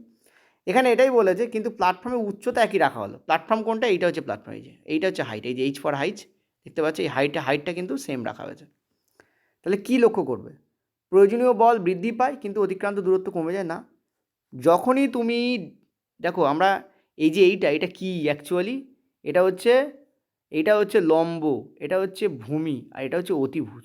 আরে অতিভুজ সর্বদা লম্বের থেকে বড় হবে, অতিভুজ সর্বদাই লম্ব আর ভূমির থেকে বড় হয়, এটা বলে কোনো মানে ন্যাচারাল ব্যাপার এটা। ঠিক আছে, এটাকে 4 ধরো, এটাকে 3 ধরো, এটা তবে 5 হয়ে যাবে। অতিভুজ সর্বদাই লম্ব আর ভূমির থেকে বড় হয়, এটা হচ্ছে সব থেকে স্মলেস্ট ট্রিপলেট। সব থেকে স্মলেস্ট বলবো না, এর থেকে ছোটো হয়, তবে এটা হচ্ছে সব থেকে ব্যবহার করা ট্রিপলেট 3, 4, 5, এবং এটা সিভিল ইঞ্জিনিয়ারিংয়ে ব্যবহার করা হয় এই ট্রিপলেটটাকে। যাই হোক, প্রয়োজনীয় বল এবং দূরত্ব উভয়ই কমে যায়, না কমে না। এখানে কি কমে বলো তো? এখানে বল কমে যায় যখনই তুমি কোণ তোমার প্রথমে যা ছিল তার থেকে যদি কোণ কমাতে কমাতে আসো, 5 নম্বর থেকে 1 নম্বরে আসছো, তখন তোমার যেটা হবে সেটা হচ্ছে বল কমে যাবে কিন্তু দূরত্ব বেড়ে যাবে, এইটা হয়। ঠিক আছে, প্রয়োজনীয় বল কমে যায় কিন্তু যে দূরত্বে বলটি প্রয়োগ করতে হয় সেটা বেড়ে যায়। তো সি অপশান কারেক্ট হবে। ঠিক আছে, তো কত সুন্দর কোশ্চেন, দিতে হবেই না। মিশরের যে পিরামিড, যেখানে তোমাদের বড় বড় ওই ব্লক, পাথরের ব্লক কেটে কেটে তোলা হতো, সেটা এই সিস্টেমে তোলা হতো। কত প্রাচীনকালে এই জিনিস ব্যবহার করা হয়েছে ভাবো। দুটি ঢালুতলের উচ্চতা সমান কিন্তু প্রথম ঢালুতলের দৈর্ঘ্য দ্বিতীয়টির চেয়ে বেশি। ঠিক আছে, এদের উচ্চতা সমান। উচ্চতা কাকে বলা হয়? এটা হচ্ছে হাইট, এই যে এইটা হচ্ছে হাইট। ঠিক আছে, আর উচ্চতা কোনটা? এইটা হচ্ছে উচ্চতা, this is the height here, এটা হচ্ছে হাইট। আর এইটা হচ্ছে আনত উচ্চতা, তাকে স্ল্যান্ট হাইট বলা হয়। তোমরা শঙ্কুর ক্ষেত্রে করো, ঠিক আছে, শঙ্কুর ক্ষেত্রে তোমরা করো না, এটা হচ্ছে স্ল্যান্ট হাইট। এটা হচ্ছে তোমাদের অ্যাকচুয়াল হাইট, এটা হচ্ছে স্ল্যান্ট হাইট, যাকে এল বলে লেখো তোমরা। ঠিক আছে, এখানেও এল হয়। ওকে, যাই হোক, তো বলেছে যে এবং ঘর্ষণ উপেক্ষা করলে নিচের কোন বক্তব্যটি সঠিক? প্রথম ঢালুতলে বেশি বল প্রয়োজন কিন্তু এটি বেশি লম্বা। প্রথম ঢালুতল কোনটা? দুটি তলের উচ্চতা সমান কিন্তু প্রথম ঢালুতলের দৈর্ঘ্য দ্বিতীয় তলের চেয়ে বেশি। দেখো, দৈর্ঘ্য যদি বেশি হয়, দৈর্ঘ্য 1 মানে প্রথম ঢালুতলের দৈর্ঘ্য দ্বিতীয় ঢালুতলের মানে দৈর্ঘ্য 2 এর তুলনায় বেশি। দৈর্ঘ্য বেশি মানে কি? দূরত্ব বেশি। এখানে দূরত্ব কি? প্রথমটায় দূরত্ব কি? দূরত্ব বেশি। আর দূরত্ব যেই বেশি হবে, বল কী হবে? বল প্রয়োগ কমে যাবে। কিন্তু এখানে তো বলেছে প্রথম ঢালুতলে বেশি বল প্রয়োগ করতে হয়, that is Y answer long. প্রথম ঢালুতলে কম বল প্রয়োগ করতে হবে এবং বেশি দূর অবধি যেতে হবে, এই জন্য প্রথমটা রং হচ্ছে। প্রথম ঢালুতল মানে এটা আনত তল, প্রথম ইনক্লাইন প্লেন লেখা রয়েছে। প্রথম ঢালুতলে কম বল প্রয়োজন কিন্তু বস্তুটাকে বেশি বাধা অতিক্রম করতে হবে, বি অপশনই কারেক্ট। উভয় ঢালুতলে সমান বল না, প্রথম ঢালুতল হচ্ছে কোনো যান্ত্রিক সুবিধা নেই, এটাও ভুল। প্রথম ঢালুতলে, আচ্ছা, যদি এখানে বলে কোন তলের যান্ত্রিক সুবিধা বেশি, এটা যদি 1 নম্বর, এটি 2 নম্বর বলো, মনে রাখবে 1 নম্বরের যে এমএ যান্ত্রিক সুবিধা আর 2 নম্বরের যে এমএ, 1 নম্বরের এমএ কিন্তু বেশি হবে 2 নম্বরের তুলনায়, কারণ 1 নম্বরে কম বল প্রয়োগ করতে হচ্ছে, যেখানে 2 নম্বরে বেশি বল প্রয়োগ করতে হচ্ছে। ঠিক আছে, চলো নেক্সট। একটি ঢালুতলের দৈর্ঘ্য 6 মিটার এবং উচ্চতা 3 মিটার। একটি ঢালুতলের দৈর্ঘ্য 6 মিটার এবং উচ্চতা কত 3 মিটার। ঠিক আছে, তো ঘর্ষণ উপেক্ষা করলে যান্ত্রিক সুবিধা কত হবে? দেখো এটা একটা দুর্দান্ত কোশ্চেন্স, এবং এই কোশ্চেন্সে আমরা ডিফারেন্টভাবে একটা জিনিস কাজে লাগাবো। ঠিক আছে, বুঝতে হবে। দেখো আমরা জানি যে ওয়ার্ক, কার্য, ওয়ার্ক এইটাই তোমাদের ওখানে বলতে যাচ্ছিলাম, তখন বলিনি। ওই যে যেখানে প্রথম বললাম একটু পরে কোশ্চেন্সে বলবো, এইটা হচ্ছে মোস্ট ইম্পর্টেন্ট কোশ্চেন্সগুলোর মধ্যে একটা। ওয়ার্ক ইকুয়াল টু আমরা জানি ফোর্স ইন্টু সরণ, তাই না? বল ইন্টু সরণ, আরে বাবা এটা তো সবাই জানি আমরা। ইন্টু কস থিটাও হয়, বাট দরকার নেই, চলো ফোর্স ইন্টু সরণই রাখি। এবার দেখো আমাদের সরণ কোন পথ, যদি আমি একটা বাক্সকে এইখানে বসাই তাহলে বাক্সটা এই পথে এগোবে কি এগোবে না? ইয়েস স্যার, এই পথে এগোবে। তার মানে আমাদের সরণ কিন্তু এই পথে এগোচ্ছে, কোনটা? এই 6 মিটারে এগোচ্ছে। আমাদের শুধু বলটা বার করতে হবে, আর ওয়ার্ক এখানে দরকার। ঠিক আছে, এবার দেখো এইটা আমাদের, ঠিক আছে। আর আমরা জানি ওয়ার্কের যে একক, সেটা কিন্তু আমাদের joule. Similarly, point to be noted, খুব ইম্পর্টেন্ট জিনিস বলছি কিন্তু, সিমিলারলি স্থিতিশক্তি মানে পোটেনশিয়াল এনার্জির যে একক সেটাও আমাদের জুল। এবার দেখো এখানে আমাদের খেয়াল করো ভালো করে, এখানে আমাদের হাইট দেওয়া আছে, আর পোটেনশিয়াল এনার্জির ফর্মুলা হচ্ছে এম মানে এই বস্তুটার ভর ইন্টু জি হচ্ছে পৃথিবীর ব্যক্তিগত সম্পত্তি 10 মিটার পার সেকেন্ড স্কোয়ার অভিকর্ষজ ত্বরণ ইন্টু হাইট। ঠিক আছে, তার মানে আমরা এফ ইন্টু সরণ, এই যে এই কথাটা এফ ইন্টু সরণ এইটা ইকুয়াল টু আমরা এমজিএইচ লিখতে পারি? বলে হ্যাঁ স্যার লিখতে পারি, কেন লিখতে পারবো না? এটাও তো জুল, তাহলে দুটো সমানই হবে, সিম্পল ব্যাপার, তো লিখতেই পারি। এখানে আমরা সরণকে এটাই তো সরণ, এই এল যেটা এটাই তো সরণ, তো এখানে আমরা পরেরটায় আমরা এই সরণটাকে তুলে দিয়ে আমরা এখানে এল বসিয়ে দিচ্ছি বড় হাতে, তাই F into L equal to M into G. এবার আমরা একটা জিনিস খুব ভালো করে জানি, কি জানি আমরা জানি যে কোনো সিম্পল মেশিন, আনত তলার সিম্পল মেশিন, তার যান্ত্রিক সুবিধা, একটু কালোতে করি, হ্যাঁ যেটা বলছিলাম, তার যান্ত্রিক সুবিধা বার করার বা মেকানিক্যাল অ্যাডভান্টেজ বার করার যে ফর্মুলা সেটা হচ্ছে লোড বাই এফর্ট। এই এল নয় কিন্তু, লোডের এল লিখেছি এখানে। ঠিক আছে, লোড বাই এফর্ট। তো লোড বলতে কি বোঝায়? লোড মানে কি? লোড মানে তো ওয়েট। লোড মানে কি? লোড মানে, আরে এটা তো জানো যে লোড মানে ওয়েট, তুমি কতটা লোড সরাচ্ছ মানে কতটা ওজন সরাচ্ছ, ওয়েট। আর ওজনের ফর্মুলা কি? এম ইন্টু জি। দেখো তো উপরে এম ইন্টু জি আছে? বলে হ্যাঁ স্যার আছে, এই তো আছে এম ইন্টু জি। তার মানে এম ইন্টু জি পাচ্ছি, এই লোড পেয়ে যাচ্ছি, এইটাই তো এম ইন্টু জি, এই যে এম ইন্টু জি এটাই তো লোড। তার মানে বেসিক্যালি এখানে কী লেখা আছে বলো তো? এখানে লেখা আছে লোড ইন্টু হাইট লেখা আছে, লোড ইন্টু হাইট লেখা আছে। ঠিক আছে, আর এফর্ট কোনটা এফর্ট স্যার? এই যে এফর্ট, এই যে ফোর্স, এই যে এটাই তো এফর্ট, ফোর্স, এটাই তো এফর্ট। এটা তো ডাইরেক্ট ফোর্স আকারই লেখা আছে, মানে বল আকারই লেখা আছে। তাহলে আমরা এখানে effort into L equal two load into height পাচ্ছি। আমরা এখানে কী পাচ্ছি? Effort into L equal two load into height পাচ্ছি। আর আমাদের এখানে কী করতে হয়? লোড বাই এফর্ট লিখতে হয়, তবে আমরা জানতে সুবিধা পাই। তাহলে লোড বাই এফর্ট সেটা ইকুয়াল টু আমরা কী পাচ্ছি এখানে? L by H. তার মানে এখান থেকে এই ফর্মুলাটাকে যদি তুমি একবার বুঝতে পারো যে আনত তলের যান্ত্রিক সুবিধা হয় হচ্ছে আনত তলের যান্ত্রিক সুবিধা হয় হচ্ছে লোড বাই এফর্ট, কারণ আনত তল একটা সিম্পল মেশিন, ওর যান্ত্রিক সুবিধা লোড বাই এফর্টই হবে। সেটা ইকুয়াল টু কী হয়? সেটা ইকুয়াল টু হয় হচ্ছে এল বাই এইচ। এই এল মানে হচ্ছে স্ল্যান্ট হাইট, মানে তির্যক উচ্চতা, যেটা তোমরা একে বলো তির্যক উচ্চতা। ঠিক আছে, বাই অ্যাকচুয়াল উচ্চতা, আসল উচ্চতা। তির্যক উচ্চতা বাই আসল উচ্চতা। ঠিক আছে, তির্যক উচ্চতা কোনটা? এই যে এল, এটাই হচ্ছে তোমার তির্যক উচ্চতা, এল বাই এইচ। তাহলে এখানে সেই দুটোই দেওয়া আছে, দেখো খেয়াল করো। তাহলে কোশ্চেনটা কত ইজি, যে বুঝবে সে ইজিলি করে দেবে, আর যে বুঝবে না সেই লোড আর এফর্ট খুঁজতে থাকবে। কিন্তু লোড বাই এফর্ট এখান থেকেই বার করা যায়। ইয়েস ও নো বলো, বোঝাতে পারলাম আমি? তো বলো অ্যান্সার কী হবে? অ্যান্সার হবে তোমাদের এল বাই এইচ, তো 6/3, 2 will be the correct answer. Easily answer বেরিয়ে যেত। ঠিক আছে, চলো নেক্সট বলো। এবার মনে লাড্ডু ফুটছে? এবার তো ইজিলি হয়ে যাবে স্যার। হ্যাঁ 4 আর 8 দেওয়া আছে, ইজিলি বলবো 2 হবে স্যার, তাই না? 8/4 এল বাই এইচ, স্যার কত হবে এটা? 2।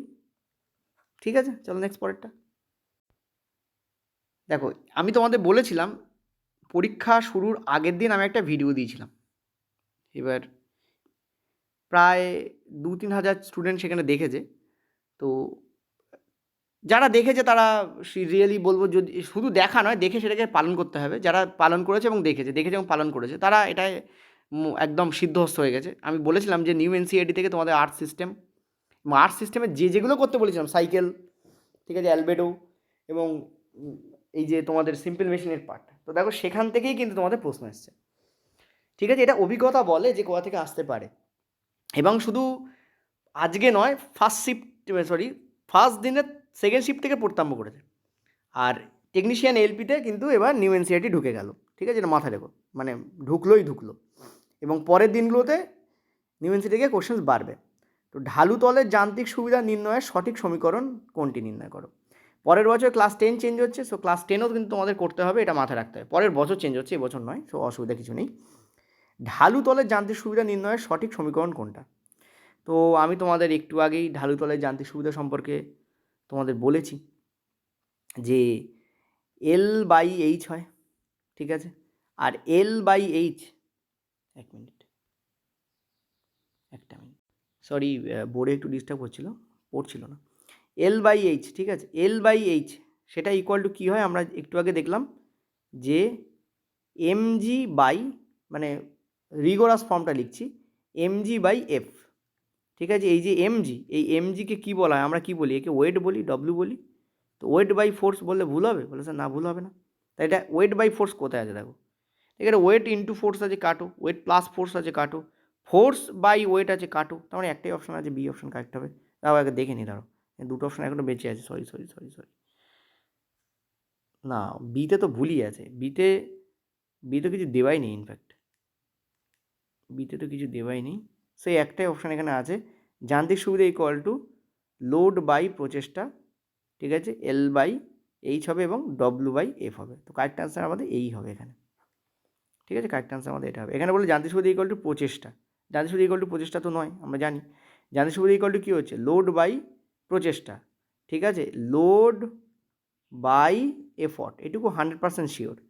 মানে আনত তলের ক্ষেত্রে তোমাকে তিনটি বিষয় মনে রাখতে হবে, যে load by effort equal to L/H। L মানে এখানে তির্যক উচ্চতা, এল মানে কিন্তু লোডের এল নয়, তির্যক উচ্চতা, slant height, equal to mg/f equal to W/F। কারণ mgকেই ওয়েট বলা হয়। এটা W stands for wait, WEIGHT। ডব্লুটাকে তো অদ্ভুত লিখলাম আমি, যাই হোক, WEIGHT। ঠিক আছে, ওয়েট। আমি এরকম করে ডব্লু লিখি না, কী জানি কীরকমভাবে যেন হয়ে গেল, ওয়েট। ঠিক আছে, তো অ্যান্সার আমাদের কী হবে, আমাদের অ্যান্সার হবে তোমাদের ফার্স্ট অপশান। চলো, আচ্ছা, এবার আমরা এসে গেছি লিভারে। ঠিক আছে, লিভারে যে স্থির বিন্দুকে কেন্দ্র করে এটি ঘোরে তাকে কি বলা হয়? দেখো, লিভারের এই যে বিন্দু, যেখানে আমি মোটা করে কালো করে দিলাম, এই বিন্দুটাকে কি বলে? একে ইংলিশে বলা হয় ফালক্রাম। কি বলা হয়? ফালক্রাম বা ভার বিন্দু। ঠিক আছে, বা ভর বিন্দু। ঠিক আছে, অ্যান্সার উইল বি দিস। আমার ইংলিশটা মনে থাকে, ফালক্রাম বলা হয় একে। পয়েন্ট টু ইউনিট কী বলা হয়? ফালক্রাম বা ভর বিন্দু। ঠিক আছে, সত্যি বলতে এর বাংলা কি আমার ভুলে গেছি, তবে ফালক্রাম বলা হয়, এটুকু 100% শিওর। তোমরা এটা মাথায় রেখো, মানে physics actually basically English term ব্যবহার করে। তো ফালক্রাম এটা মনে রেখো। যেদিকে এফোর্ট থাকে, দেখো, যদি এদিকে তুমি লোড দাও, এটাকে বলা হয় লোড আর্ম, এটাকে বলা হয় লোড আর্ম। লোড আর্ম মানে হচ্ছে রোদ বাহু বলা হয়। ঠিক আছে, আর যেদিকে তুমি বল প্রয়োগ করে রেখে তুলছো, এটাকে বলা হয় এফর্ট আর্ম বা বলবাহু। ঠিক আছে, এফর্ট আর্ম। এই আর্মের দৈর্ঘ্য প্রস্থের উপর বেস করে অনেক কিছু দাঁড়ায়। ঠিক আছে, চলো নেক্সট। একটা কাজ করি, এখানে যদি পেস্টানটা ফাঁকা আছে, ছোটো করে এর বেসিকটা বলে দিই, কারণ আমাদের লিভার স্টার্ট হয়ে গেছে। সো লিভারের বেসিক কী? দেখো, এফর্ট আর্ম কাকে বলা হয়? এফর্ট হচ্ছে সেইটা, যে বল আমরা প্রয়োগ করছি বাধা অতিক্রম করার জন্য, যে বল আমরা প্রয়োগ করছি, যে বল কী করছি? আমরা প্রয়োগ করছি। ঠিক আছে, আর এফর্ট আর্ম কাকে বলা হয়? এফর্ট বিন্দু থেকে ফালক্রাম অবধি ডিস্টেন্স। ফালক্রাম মানে হচ্ছে এই যে মাঝের যে পয়েন্ট, এটাকে বলা হয় fulcrum, CRUM, sorry. Effort arm থেকে ফালক্রাম অবধি ডিস্টেন্সকে আমরা বলছি এফর্ট আর্ম। ঠিক আছে, লোড কাকে বলা হয়? লোড হচ্ছে বাধা বা রোধ, বাধা বা রোধ, রোধ মানে কি, রোধ করা মানে বাধা দেওয়া, বাধা বা রোধ, রোধ মানে ওই রেজিস্ট্যান্স নয় কিন্তু, ও ফিজিক্সের বিভিন্ন এটা বাংলায় এই জন্যই ফিজিক্স পড়ানো যায় না, কারণ বাংলায় ফিজিক্সের ডিফারেন্ট জিনিসকে টার্মকে একই টার্ম বলে দিয়ে দেওয়া হয়, এই জন্য গণ্ডগোল। তো বাধা বা রোধ, এখানে রেজিস্ট্যান্স নয় কিন্তু, যদিও রেজিস্ট্যান্সও এক টাইপের বাধাই হয়, বাট এখানে রেজিস্ট্যান্স নয়, এখানে লোড। বাধা বা রোধ যাকে অতিক্রম করতে হয়, যাকে কি করতে হয়, আমরা পার হয়ে যাব বা অতিক্রম করব, যাকে অতিক্রম করতে হয়, করতে হবে, ঠিক আছে। আচ্ছা, লোড আর্ম কাকে বলা হয়? লোড আর্ম হচ্ছে ফালক্রাম থেকে লোড অবধি, যে লোড বিন্দু অবধি যেখানে লোডটা রয়েছে সেই লোড, ফালক্রাম থেকে লোড অবধি যে বাহু তাকে বলা হয় এই লোড আর্ম, ঠিক আছে। তো আশা করি বোঝাতে পারলাম, ফালক্রাম হচ্ছে মাঝখানের যে পয়েন্ট, এটাকে বলা হয় ফালক্রাম, ঠিক আছে। চলো নেক্সট পরেরটা। ধরো এখানে একটা ইট পড়ে আছে, ধরো এখানে একটা কী পড়ে আছে, ইট পড়ে আছে তোমাদের, ঠিক আছে। এই আমরা অনেক সময় এই কাজটা করি, আমরা কি করি, এখানে একটা শাবল নেই আর এই জায়গায় একটা পাথর মতো রাখি, যেই পাথরটা ফিক্সড, এবং যদি ইটটা মাটির মধ্যে ঢুকে থাকে তখন এই শাবলটাকে এভাবে চার্ট দিয়ে আমরা উপর দিকে একটা বল প্রয়োগ করি, আমরা দেখি ইটটা ইজিলি তুপ করে উঠে উপর দিকে উঠে আসে। এই যে শাবল দিচ্ছি এটা কিন্তু একটা টাইপের লিভার, ঠিক আছে। এবং তুমি খেয়াল করো এই শাবলের কিন্তু এফর্ট আর্ম কিন্তু বড়, দেখো শাবলের এফর্ট আর্ম কিন্তু বড়, এটা হচ্ছে ফালক্রাম, এই যে পয়েন্ট অফ কন্ট্যাক্ট এটাকে আমরা ফালক্রাম বলছি, স্পর্শবিন্দু। এই শাবলটা এই নিচের যে ছোট যে ইট তার সঙ্গে যেখানে স্পর্শ করে আছে সেটাকে হচ্ছে ফালক্রাম। এই শাবলের দেখো লোড আর্ম কিন্তু ছোট, দেখো লোড আর্ম কতটুখানি, যে লোড কোনটা, এখানে লোড হচ্ছে এই যে এটা উঠে আসছে, তার মানে এইটাই হচ্ছে লোড, আর এই যে এইটাকে এটা হচ্ছে তোমাদের এফর্ট দিচ্ছে, এখানে আমরা প্রচেষ্টা, এই জায়গায় আমরা বলটা প্রয়োগ করছি, ঠিক আছে। আর এটা হচ্ছে ফালক্রাম যাকে কেন্দ্র করে এটা ঘুরছে। এই যে আমাদের এফর্ট যেখানে দিচ্ছি সেটা দেখো বড়, সেই বাহুটা দেখো বড়, ঠিক আছে, আর লোড দেখো ছোট। এটার উপর কী হয় একটু পরে তোমাদের আমি বলে দিচ্ছি, ঠিক আছে, দাঁড়ো। তো এক্ষুনি যেটা বলছিলাম তার উপর বেশ করে প্রশ্নটা দিয়েছে। তো শাবলের যে এফর্ট আর্ম সেটা বড় হয় কেন? শাবলের এফর্ট আর্ম দেখবে বড় হয়, শাবলের এফর্ট আর্ম দেখবে কি হয়, বড় হয়। সেটা কেন হয়?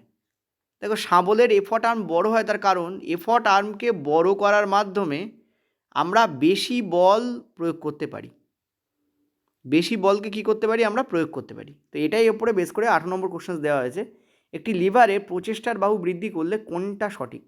দেখো একটি লিভারে যখনই প্রচেষ্টা বাহু বৃদ্ধি করছো তখন মনে রাখবে যে কী হয়, বল বৃদ্ধি পায়, প্রয়োজনীয় প্রচেষ্টা কী হয়, বৃদ্ধি করা যায়, ঠিক আছে। আমরা লার্জার ফোর্সকে অ্যাপ্লাই করতে পারি, ঠিক আছে। তো লোডের ওপর প্রয়োগকৃত প্রয়োজনীয় প্রচেষ্টা বৃদ্ধি পায়, লোডের ওপর প্রয়োগকৃত বল বৃদ্ধি পায়, লার্জার ফোর্স, হ্যাঁ এই দুটোই তো কারেক্ট, লোড, লোডের বাহু শূন্য হয়ে যায়। ও আচ্ছা, এখানে বলেছে প্রয়োজনীয় প্রচেষ্টা বৃদ্ধি পায়, না দেখো এফর্ট, একটা জিনিস মাথা রাখবে, এইটা অ্যান্সার হবে, এ অ্যান্সার হবে না, মনে রাখবে বল বেশি হচ্ছে মানে এফর্ট কমছে, বল বেশি হচ্ছে মানে এফর্ট কম লাগছে। তুমি একটা জিনিস ভালো করে ভাবো, যন্ত্র তো আমরা সেই জন্যই ইউজ করি, ধরো একটা বলি, এখানে একটা তোমাদের ইট বা কিছু আছে, আর এখানে ওপরে তোমার সেই বড় ইটটা রয়েছে যেটা মাটির মধ্যে পোঁতা আছে, এখানে তুমি শাবলকে ইউজ করছো, এটা ধরো শাবল, তাহলে তুমি এই শাবলটাকে ইউজ কেন করছো? তুমি তো চাইলে এটাকে হাত দিয়েও টেনে তুলতে পারতে, তুমি কি পারবে এই ইটটাকে হাত দিয়ে টেনে তুলতে? ভালো করে ছোটের দিকে খেয়াল, তুমি কিন্তু ডেফিনেটলি পারবে না, ইটটা কিন্তু কোনোভাবেই মাটির মধ্যে যদি এই ইটটা গেঁথে থাকে, তো ইটটাকে কিন্তু কোনোভাবেই তুমি মাটি থেকে টেনে তুলতে পারবে না, তোমাকে কী করতে হবে, শাবলটা মাটির মধ্যে ঢুকিয়ে ফেলতে হবে এবং এখানে একটা ছোটো ইটের টুকরো রাখতে হবে যেটা ফালক্রাম আকারে কাজ করবে, এই পয়েন্ট অফ কন্ট্যাক্টটা ফালক্রাম আকারে কাজ করবে এবং এটাকে চার মারতে হবে, এদিকে তোমার এদিকে নিচের দিকে চার মারতে হবে, তবে ইটটা ওপর দিকে উঠবে। তার মানে লোডকে তুমি কী করছো, ওপর দিকে তোলার জন্য এর যে হাতলটা দেখো কত লম্বা, শাবল ওই জন্য লম্বা হয়, তাতে তুমি কী করছো, এফর্ট প্রয়োগ করছো। এবার এই সেম এফর্ট তুমি যদি শাবল না ব্যবহার করে ইটটাকে তোলো, দেখবে এফর্ট অনেক বেশি লাগছে, কিন্তু শাবলের ক্ষেত্রে এফর্ট কম লাগছে, তাই জন্যই তো আমরা শাবলকে যন্ত্র হিসেবে ব্যবহার করছি। যন্ত্রের কাজ কি? যন্ত্রের কাজ হচ্ছে আমাদের ডে টু ডে লাইফে যে কাজ করতে আমাদের অসুবিধা হয় তাকে তাড়াতাড়ি করা। আরে পেঁয়াজ আগে লোকে হাটে কাটতো, এখন লোকে গ্রাইন্ডারে পেঁয়াজ কাটে, ঠিক আছে। তো আশা করি আগে দোয়াতে চুবিয়ে তারপর কালিতে লিখতে হতো, এখন রেডিমেড পেন এসে গেছে, শীষ ফেলে দাও আবার পড়ো, যে পেন ইউজ করি আমরা। তো আমরা যন্ত্র সবসময় ইউজ করি সেই জন্য যাতে আমাদের এফর্ট কম লাগে। তাহলে এফর্ট কম লাগছে মানে কি, এখানে বল বেশি হচ্ছে, মানে কম এফর্টে বেশি বল প্রয়োগ করা যাচ্ছে, বেশি বল প্রয়োগ করা যাচ্ছে। তার মানে অপশান এ কিন্তু কারেক্ট নয়, কারণ প্রচেষ্টা বৃদ্ধি পাওয়া মানে সেখানে বল কমছে বলেই প্রচেষ্টা বৃদ্ধি পাচ্ছে। ঠিক আছে, সে অ্যান্সার আমাদের কী হবে, B option will be the correct. লোডের ওপর প্রয়োগকৃত বল বৃদ্ধি পায়। ক্লিয়ার? চলো ওকে, তোমাদের বলছে লিভারের ক্ষেত্রে কাজে দেখো ওয়ার্ক ইকুয়াল টু আমরা কী জানি, ওয়ার্ক ইকুয়াল টু আমরা জানি ফোর্স ইন্টু সরণ। এখানেও ফোর্স ইন্টু সরণই হবে। এখানে কী হবে তোমাদের, ফোর্স ইন্টু সরণই হবে। দেখো খেয়াল করো, আমি আবার শাবল টাকছি, শাবলটা দিলে বেটার বুঝতে ধরো এখানে একটা তুমি আচ্ছা শাবলটা একটু নিচে আঁকি। ধরো এখানে একটা তুমি কী রেখেছো, একটা ইট রেখেছো, আর এখানে একটা শাবল তুমি রেখেছো, এটা ধরো শাবল। ঠিক আছে, সিমিলারলি এখানে একটা তোমার ইট আছে, এখানে ধরো একটা ইট আছে, যে ইটটা মাটির মধ্যে পোঁতা অবস্থায় রয়েছে। তুমি শাবলটাকে এদিকে 4 মারছো, নিচের দিকে 4 মারছো, তাই না? শাবলটা 4 মারছো, ধরো নিচের দিকে 4 মারছো। তাহলে শাবলটা যখন 4 মারবে, ভালো করে ভাবো, খুব ইম্পর্ট্যান্ট, শাবলটাকে তুমি যখন 4 মারবে তখন শাবলটা কী হবে, শাবলটা এই ওপর দিকে উঠে আসবে না? একটু অন্য কালি দিয়ে করে দিই, বেটার বুঝতে পারবে। নীল দিয়ে দেখাচ্ছি, এটা হচ্ছে শাবলের প্রাথমিক পজিশান। শাবলটা কী হবে, এরকম ওপর দিকে উঠে আসবে। শাবলটা এই যে ডটেড লাইনটা হচ্ছে ওপর দিকে উঠে এসছে শাবলটা। ইয়েস আর নো বলো, ভালো করে বুঝবে, খুব ইম্পর্ট্যান্ট। শাবলটা ওপর দিকে উঠে আসবে, হ্যাঁ কি না? তাহলে ইয়েস স্যার, শাবলটা উপর দিকে উঠে আসবে। আমি একটু ভালো করে আঁকি, শাবলটা উপর দিকে উঠে আসবে, ইয়েস আর নো বলো, বলে হ্যাঁ স্যার শাবলটা উপর দিকে উঠে আসবে। এইরকম ছিল শাবলটা, তুমি যে 4 মারলে তখন কী হলো, শাবলটা ওপর দিকে উঠে এলো। ছিল শাবলটা কীরকম, এরকম ছিল। যেই 4 মারলে কী হলো, শাবলটার এই মুখটা, এই যে এই মুখটা নিচের দিকে নেমে আসবে। নেমে আসবে কি আসবে, বলে হ্যাঁ স্যার আসবে, বলো হ্যাঁ স্যার আসবে, নিচের দিকে নেমে আসবে। তার ফলে কী হবে, এই যে ইট আছে, ইটটা ওপর দিকে উঠে যাবে। এবার দেখো ইটের ডিসপ্লেসমেন্ট বা এই শাবলের মুখের ডিসপ্লেসমেন্টটা দেখো, দেখো শাবলের মুখটা এই পয়েন্টে ছিল, এরম পয়েন্টে ছিল, এই যে এইটা, এই উচ্চতাটাকে আমি মাপছি, আর এখন গেছে কোন পয়েন্টে, এই এরম পয়েন্টে গেছে। অর্থাৎ এইটুকু হাইট শাবলের মুখটা সরেছে, এটাকে আমি বলছি D1।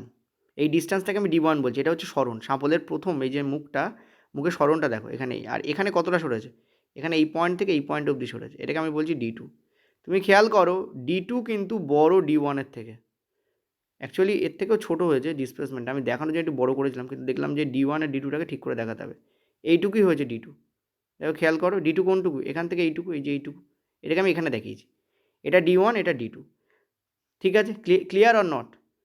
তাহলে ভাবো, ভালো করে একটা জিনিস ভাবো, আমরা ফোর্স কোথায় প্রয়োগ করছি, আমরা ফোর্স এখানে প্রয়োগ করছি, এটাকে আমরা ফোর্স 1 বলছি, আর এই লোডও তো একটা ফোর্স, এটাকে আমরা ফোর্স 2 বলছি। তাহলে ভাবো ভালো করে কী হচ্ছে, যেটা ঘটছে সেটা হচ্ছে F2, এই যে F2, এই F2 এর সাথে আমাদের D2 গুণ হবে। ঠিক আছে, F2 এর সাথে কী গুণ হবে, D2 গুণ হবে, আর F1 এর সাথে কী হবে, D1 গুণ হবে, এই দুটো সমান হবে, তাই না? ইয়েস আর নো বলো। তুমি বলো স্যার F1 এর সঙ্গে D1 কেন গুণ হচ্ছে, কারণ F1 তো এদিকে, D1 তো এদিকে আছে। 1 বলে কি না, 1 বলে ব্যাপার না, XY Z যা খুশি তুমি ধরতে পারো, কিন্তু ডিস্ট্যান্সকে D বলে দেখানো হয় আর ফোর্সকে F বলে ধরা হয়, ওই জন্য F1 আর D1, D আর Fটা এখান থেকে এসছে। বলে কেন হচ্ছে স্যার, কারণটা বোঝো ভালো। বলে পাগলা খাবি কি, ঝাঁঝেই তো মরে যাচ্ছি, তাই না? দেখো কারণটা শোনো, টাফ নয় কিছু। দেখো তুমি যখন এই F1 প্রয়োগ করছো, তখন F1টা কার ওপর প্রয়োগ হচ্ছে, লোডের ওপর প্রয়োগ হচ্ছে, আর লোড F1ই এই D1 সরণ ঘটাচ্ছে, এই F1ই D1 সরণ ঘটাচ্ছে। ঠিক আছে, সেই জন্য F1 এর সঙ্গে D1 লেখা হয়। আর F2, এই যে এইটা, এ কী করছে, এটাকে নিচের দিকে রাখতে চাইছে, তার মানে এর ফলে এটার থেকে সরণ এইখানে যাচ্ছে, F2-র জন্য D2 হয় ওই জন্য। ঠিক আছে, বেসিক্যালি কারণ এটা নয়, কিন্তু এটা অনেকটাই কারণ বলতে পারো, আমি তোমাকে সরল ভাষায় বললাম। এই জন্য F1 into D1 equal to F2 into D2 হচ্ছে। ঠিক আছে, বোঝাতে পারছি? দাঁড়াও 1 মিনিট, আচ্ছা সরি, একটু আমারই ভুল হয়েছে, সরি ভুল হলো, এইটা 1 হবে, এইটাই তোমাদের 2 হবে। ঠিক আছে, F1 এর জন্যই D1 সরণ ঘটছে। দেখো F1টাকে যখন তুমি পুশ করছো, এই F1টাকে যখন তুমি নিচের দিকে পুশ করছো তখনই তো এই পজিশান থেকে সরে এই পজিশানে আসছে, তার মানে F1-এর জন্য D1 হচ্ছে, ঠিক আছে, আর F2 এর জন্য D2 হচ্ছে। সো এটার সঙ্গে এটা যাবে, এটার সঙ্গে এটা যাবে, ঠিক আছে। আমার প্রথম ব্যাখ্যাটা ভুল ছিল, রিয়েলি সরি ফর দ্যাট, ঠিক আছে। তো দিস ইজ দ্য কজ, যে কারণে আমরা F1-এর সঙ্গে D1, F2-এর সঙ্গে D2 লিখি, ঠিক আছে। তুমি ভালো করে ভাবো না একটা জিনিস, সিম্পলভাবে ভাবো, তুমি সাপোলটা নিয়ে যদি চাপটা না মারো, এই যে নিচের দিকে টিকটে মেরে চাপটা নিচের দিকে যাচ্ছে, তার ফলেই তো এই D1 সরণটা ঘটছে, মানে F1 বল D1 সরণ ঘটাচ্ছে, তার মানে এখানে যে কাজ হচ্ছে সেই কাজটা এদিকেও একটা কাজ করাচ্ছে, তাহলে এই ওয়ার্ক সমান হবে।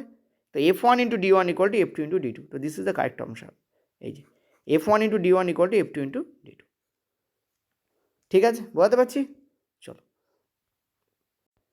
পরের প্রশ্ন, একটি লিভারে লোড ভরকেন্দ্র থেকে 2 মিটার দূরে আছে, ভরকেন্দ্র মানে হচ্ছে ফালক্রাম, লোড কোনটা, লোড হচ্ছে এইটা, লোডকে 30 নিউটন লেখা হয়েছে, মানে এর ওয়েট হচ্ছে 30 নিউটন, ভর নয় ভার, 30 নিউটন, ঠিক আছে, এবং এটা কতটা দূরে আছে, 2 মিটার দূরে আছে। তো বলছে যে তাহলে কতটা বল প্রয়োগ করতে হবে 3 মিটার দূরে থাকা F1 আর্ম থেকে, ঠিক আছে। তো আমরা এর যে ফর্মুলা হয় সেটা তোমাদের বলে দিচ্ছি, সেটা হচ্ছে যে load into load arm, load into load arm equal to effort into effort arm. Load যেদিকে আছে তার যে বাহু তাকে লোড আর্ম বলা হয়, তাহলে লোড কত 30 নিউটন, আর লোড আর্ম কত 2 মিটার, এফর্ট কত সেটা আমাদের বার করতে বলেছে, এক্স বলে ধরে নিচ্ছি, আচ্ছা ফোর্স যেহেতু এফ বলে ধরছি, ফিজিক্সের মতো এক্স বলে কিছু ধরা হয় না, আর এফর আর্ম কত 30, তো এখান থেকে আমরা কাটো 10, অ্যান্সারের মধ্যে কী হবে 20 নিউটন, ফোর্সের মধ্যে কত হবে 20 নিউটন, তো কারেক্ট অ্যান্সার উইল দিস। এবার এখান থেকে একটা প্রশ্ন তোমাকে দিতে পারতো, কী দিতে পারতো, দেখো তুমি ভালো করে ভাবো, তুমি 30 নিউটনকে সরানোর জন্য 20 নিউটন ব্যবহার করছো, তার মানে এখানে যান্ত্রিক সুবিধা একের থেকে বেশি। মনে রাখবে যান্ত্রিক সুবিধা, এটা তোমাদের মনে করে দেখো, পেডে আমি সুন্দর করে একটা পড়িয়েছিলাম একটা স্লাইডেও পুরোপুরিভাবে, যান্ত্রিক সুবিধা ইকুয়াল টু 1 মানে কি, লোড এবং এফর্ট সেম, যান্ত্রিক সুবিধা গ্রেটার দ্যান 1 তার মানে কি, গ্রেটার দ্যান 1, যান্ত্রিক সুবিধা গ্রেটার দ্যান 1 তার মানে কি, গ্রেটার দ্যান 1 কখন হয়, ভালো করে ভাবো, গ্রেটার দ্যান 1 কখন হয়, তুমি ভাবো গ্রেটার দ্যান 1 কখন হয়, গ্রেটার দ্যান 1 তখনই হবে না যখন লোড এফর্টের থেকে বড় হবে, ওপরের ভ্যালুটা নিচের ভ্যালুর থেকে বড়, লোড বাই এফর্ট, তবেই তো আমার যাকে যান্ত্রিক সুবিধা বলি। তো 30 হচ্ছে লোড, 20 বেরিয়েছে আমাদের এফর্ট, তাহলে 30/20, তাহলে ওপরটা বড় মানে লোড বড়, তবেই তো গ্রেটার দ্যান 1 হবে। যার যান্ত্রিক সুবিধা ভালো সেটা ভালো যন্ত্র, খুবই ভালো যন্ত্র, যার যান্ত্রিক সুবিধা বড় সেটা কিন্তু খুবই ভালো যন্ত্র হয়, ঠিক আছে, যান্ত্রিক সুবিধা একের থেকে বেশি হলে গ্রেটার দ্যান 1-এর অর্থ সেটা ভালো যন্ত্র, এটা অলওয়েজ মাথায় রাখবে, ঠিক আছে, এটা অলওয়েজ মাথায় রাখবে। আচ্ছা, আরেকটা হয় লেস দ্যান 1, লেস দ্যান 1 শব্দের অর্থ কি, লোড ছোট এফর্টের থেকে, মানে এফর্ট বেশি প্রয়োগ করতে হচ্ছে। এবার এর আরও অর্থ আছে, কী কী অর্থ আছে তা বলে দিই, পড়তে হলে ভাই ডিপে পড়ো, না হলে পড়ো না। দেখো লোড এখানে ছোট এফর্টের থেকে, তার মানে এখানে বল বেশি প্রয়োগ করতে হচ্ছে, বল বেশি প্রয়োগ করতে হচ্ছে, কারণ এফর্ট বেশি লাগাতে হচ্ছে, অর্থ কী, এফর্ট লোডের থেকে কি, ভালো করে ভাবো, এফর্ট লোডের থেকে কি বড়, এফর্ট লোডের থেকে বড় মানে কি, বল বেশি প্রয়োগ করতে হচ্ছে, বল যদি বেশি প্রয়োগ করতে হয় তার মানে সে যন্ত্র ভালো না, যন্ত্র খারাপ, সে যন্ত্র কি, সে যন্ত্র খারাপ, মানে কি, খারাপ মানে নষ্ট হয়ে যেমন না, যন্ত্রটা খারাপ মানে বেসিক্যালি ভালো যন্ত্র না। এখানে লোড দেখো এফর্টের থেকে বড়, লোড এফর্ট থেকে বড় মানে কি, বল প্রয়োগ কম করতে হয়, এফর্ট কম লাগাতে হচ্ছে না, লোড বড় এফর্ট কম, তার মানে এফর্ট কম তার মানে বল কম, এফর্ট কম হলে বল কম হবে, ভালো করে বুঝলে ইয়েস না বল, এফর্ট কম মানে বল কম, এফর্ট যখন কম, এফর্ট কম প্রয়োগ করতে হচ্ছে, এফর্ট কম প্রয়োগ করতে তার অর্থ কী, বল কম প্রয়োগ করতে হচ্ছে, বুঝতে পারছি, বল কী করতে হচ্ছে, বল তুমি কম প্রয়োগ করছো, পরিমাণ কমছে না কিন্তু বলের ব্যাপারটা কমে যাচ্ছে, কার তুলনায়, লোডের তুলনায়, বল কম প্রয়োগ করতে হচ্ছে, তার মানে কি যন্ত্র ভালো, সে যন্ত্র কি, সে যন্ত্র ভালো, ঠিক আছে। আর লোড আর এফর্ট সেম, তার মানে যতটা বাধা সরাচ্ছ ততটাই বল প্রয়োগ করতে হচ্ছে, মানে এটা অ্যাভারেজ যন্ত্র, অ্যাভারেজ যন্ত্র, কারণ লোডের পরিমাণ আর প্রযুক্ত বলের পরিমাণ সমান, তোমার অ্যাভারেজ যন্ত্র। ঠিক আছে, খুব ভালোও নয় খুব খারাপও নয়, নাইদার গ্রেট নর ব্যাড। ঠিক আছে, চলো নেক্সট পরেরটা। তেল ও জল একসাথে মেশালে, আচ্ছা এগুলো হচ্ছে তোমাদের থার্ড শিফটের প্রশ্ন। ঠিক আছে, থার্ড অগস্ট থার্ড শিফটের প্রশ্ন কিছু বাকি ছিল, আমি আগের দিন দিতে পারিনি, লাস্টের দিকে এসেছিলো রিভিউ, এবং কিছু স্ক্রিনশটও এসেছে কিছু হিন্দি চ্যানেল থেকে। তো আমাকে বলা হয়েছে বাংলায় করিয়ে দিতে, তো আমি সেগুলো করিয়ে দিচ্ছি তোমাদের সুবিধার স্বার্থে। ঠিক আছে, চলো। তো তেল ও জল একসাথে মেশালে কী ধরনের মিশ্রণ তৈরি হয়? দেখো, তেল ও জল তুমি যখন একসঙ্গে মেশাবে তখন সেটা মিশ্রিতই হবে না, তো বেসিক্যালি সেটা বিষম সত্ত্ব মিশ্রণ তোমাদের তৈরি করবে। ঠিক আছে, নেক্সট।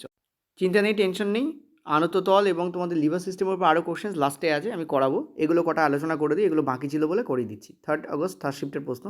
কাঁকড়া এবং কেঁচো শরীরে শক্ত বা সুরক্ষামূলক বহিস্তর থাকার প্রধান জৈবিক কারণ কী? কাঁকড়া এবং কেঁচোর শরীরে, তো কাঁকড়া এবং কেঁচোর শরীরে বেসিক্যালি যে কারণে একটা প্রোটিন আবরণ থাকে, একে এক্সোস্কেলিটন বলে। এই যে এইটা দেখতে পাচ্ছ কাঁকড়ায়, একে কী বলে? একে বলা হয় এক্সোস্কেলিটন। ঠিক আছে, এক্সোস্কেলিটন, এই এক্সোস্কেলিটন বা বহিক কঙ্কাল, একে বলা হয় এক্সোস্কেলিটন বা বহিক কঙ্কাল। এর মেন কাজ হচ্ছে একে প্রোটেকশান দেওয়া, এটা তো মেন কাজ। আর দুই কি, এর ভেতরে যে আর্দ্রতা সেটা রক্ষা করা। তো সি অপশান এখানে কারেক্ট হবে। এটা পড়ে নিও, এটা ইম্পর্টেন্ট। মোলাস্কা, এটা হচ্ছে মোলাস্কার অন্তর্গত।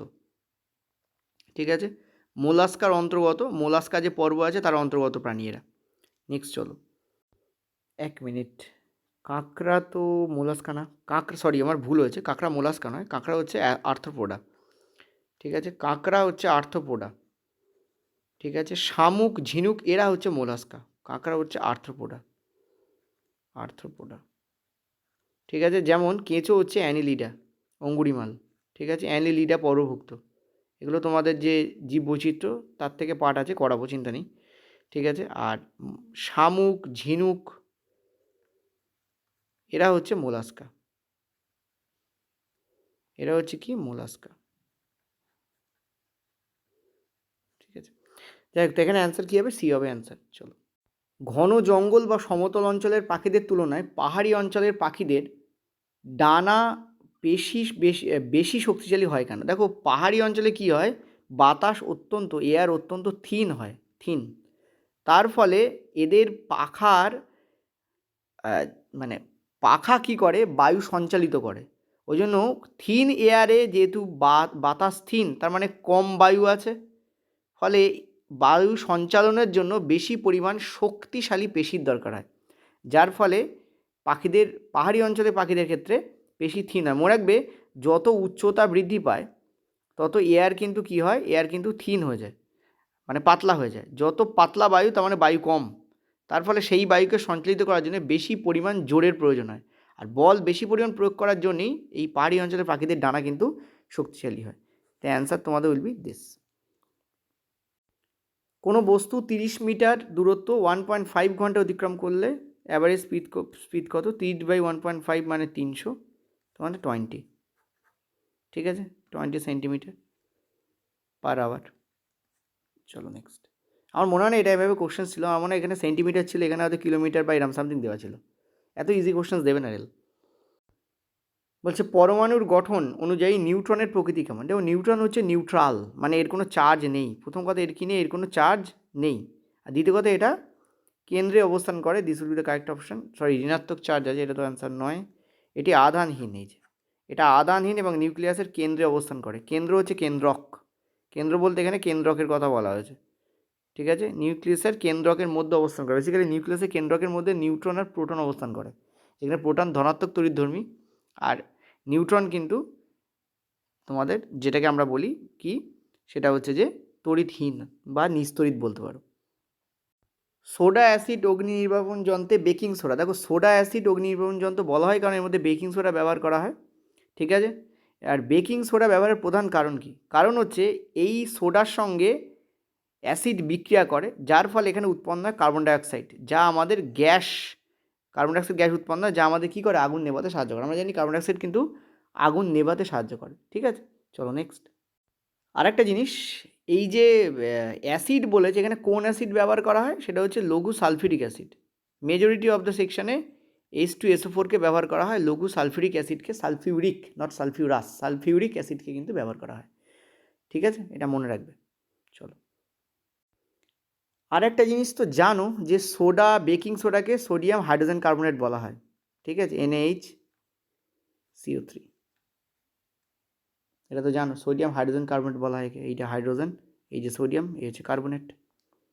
চলো, পরিবেশে অবক্ষয় অযোগ্য নন বায়োডিগ্রেডেবল ওয়েস্টের প্রভাব কী? আমরা সবাই জানি যে পরিবেশে নন বায়োডিগ্রেডেবলের প্রভাব হচ্ছে একটাই, সেটা হচ্ছে এরা পরিবেশে জমা হয়ে দূষণ তৈরি করে। বিশেষ করে প্লাস্টিক যদি কোথাও জমা থাকে তাহলে সেই প্লাস্টিক ওপরের যে বৃষ্টি হলে তার যে জল সেটাকে মাটির নিচের স্তরে যেতে দেয় না, ফলে ভৌম জলস্তরের পরিমাণ কমে যায়। ভৌম জলস্তরের পরিমাণ কমে গেলে চারিদিকে জলের হাহাকার দেখা যায়, ঠিক আছে। কারণ রেন হারভেস্টিং এখনও সব জায়গায় চালু হয়নি। আমাদের সমস্ত শহরগুলোতে, বিশেষ করে ভারতের 90% শহরে এখনও ভৌম জলস্তরই হচ্ছে জলের প্রধান উৎস। নদীর জল আছে, কিন্তু ভৌম জলস্তরই হচ্ছে প্রধান উৎস।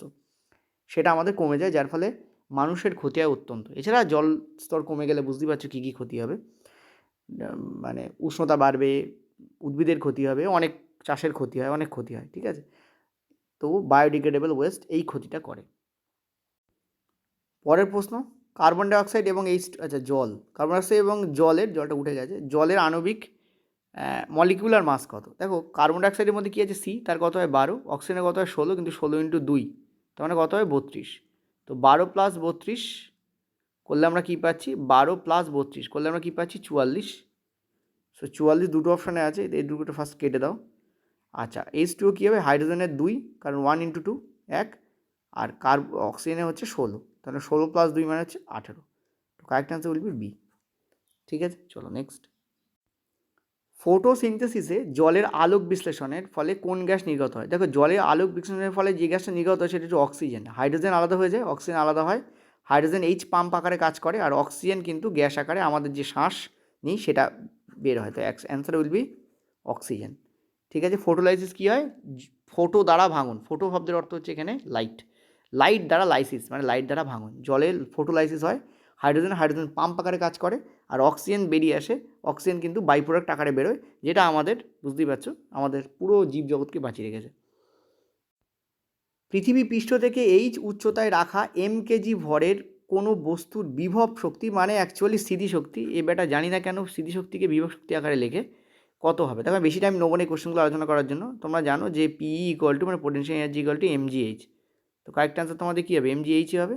মনে হয় না এত ইজি পড়েছিল, অন্য কোনো কোশ্চেন ছিল। 2000 ওয়াট ক্ষমতার একটি হিটার 2 ঘন্টা ধরে চালানো হয়, তাহলে এটি কত তাপশক্তি উৎপন্ন করবে? তো হিট ইকুয়াল টু কি আমরা জানি, I²RT, এটা আমরা জানি, ঠিক আছে। এবার দেখো, ওয়াটের মধ্যে কিন্তু আমরা কি জানি, এই যে ওয়াট, ঠিক আছে, এই যে ওয়াটের মধ্যে আমাদের কি থাকে? দেখো, হিট হচ্ছে এনার্জি, ঠিক আছে, এবং তাকে কী করছো তুমি, 2 ঘন্টা ধরে তুমি চালাচ্ছ, ঠিক আছে। তার ফলে কী হচ্ছে, কত ওয়াটে শক্তি উৎপন্ন হচ্ছে। দেখো, এই যে ওয়াট থেকে জুলে কনভার্ট করা, এটা তোমাদের একটু শিখতে হবে, এটা খুব ইম্পর্ট্যান্ট কিন্তু তোমাদের শেখাটা, কারণ এই ধরনের কোশ্চেন্স কিন্তু আগের বছরে এসছে, এবছরও কিন্তু দেখাবে রিপিট হতে আরম্ভ করেছে। এই যে আমি সূত্রটা লিখেছি, এটা হচ্ছে হিটের অ্যাকচুয়াল সূত্র, কিন্তু যখন পাওয়ার দেওয়া থাকবে তখন পাওয়ারের সঙ্গে ডাইরেক্ট টাইমকে গুণ করলে, অর্থাৎ ওয়াটের সঙ্গে যখন আমরা ডাইরেক্ট টাইমকে গুণ করি তখন আমরা কিন্তু জুল পাই।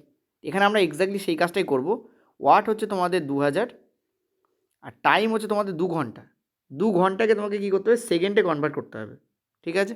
অ্যান্সার, এটা তোমাদের 2 ঘন্টা মানে 7200 সেকেন্ড, তাই না? 2 ঘন্টা মানে কত, 7200 সেকেন্ড, বুঝতে পারছো আশা করি। 1 মিনিটে 7 সেকেন্ড, মানে 1 ঘন্টায় 3600, তাহলে 2 ঘন্টায় কত হবে, 36 × 2 মানে 7200, ঠিক আছে।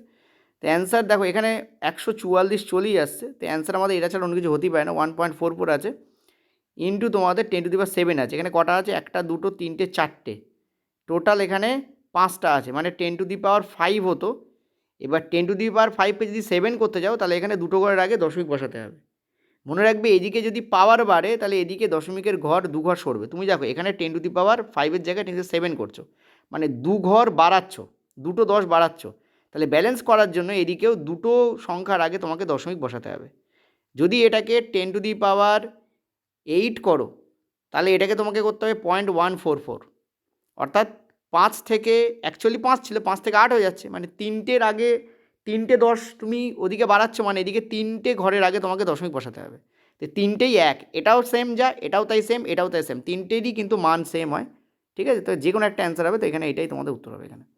চলো, সমবেগ বৃত্তীয় গতি, ইউনিফর্ম সার্কুলার মোশন সম্পর্কে নিচের কোন বক্তব্যটি সঠিক?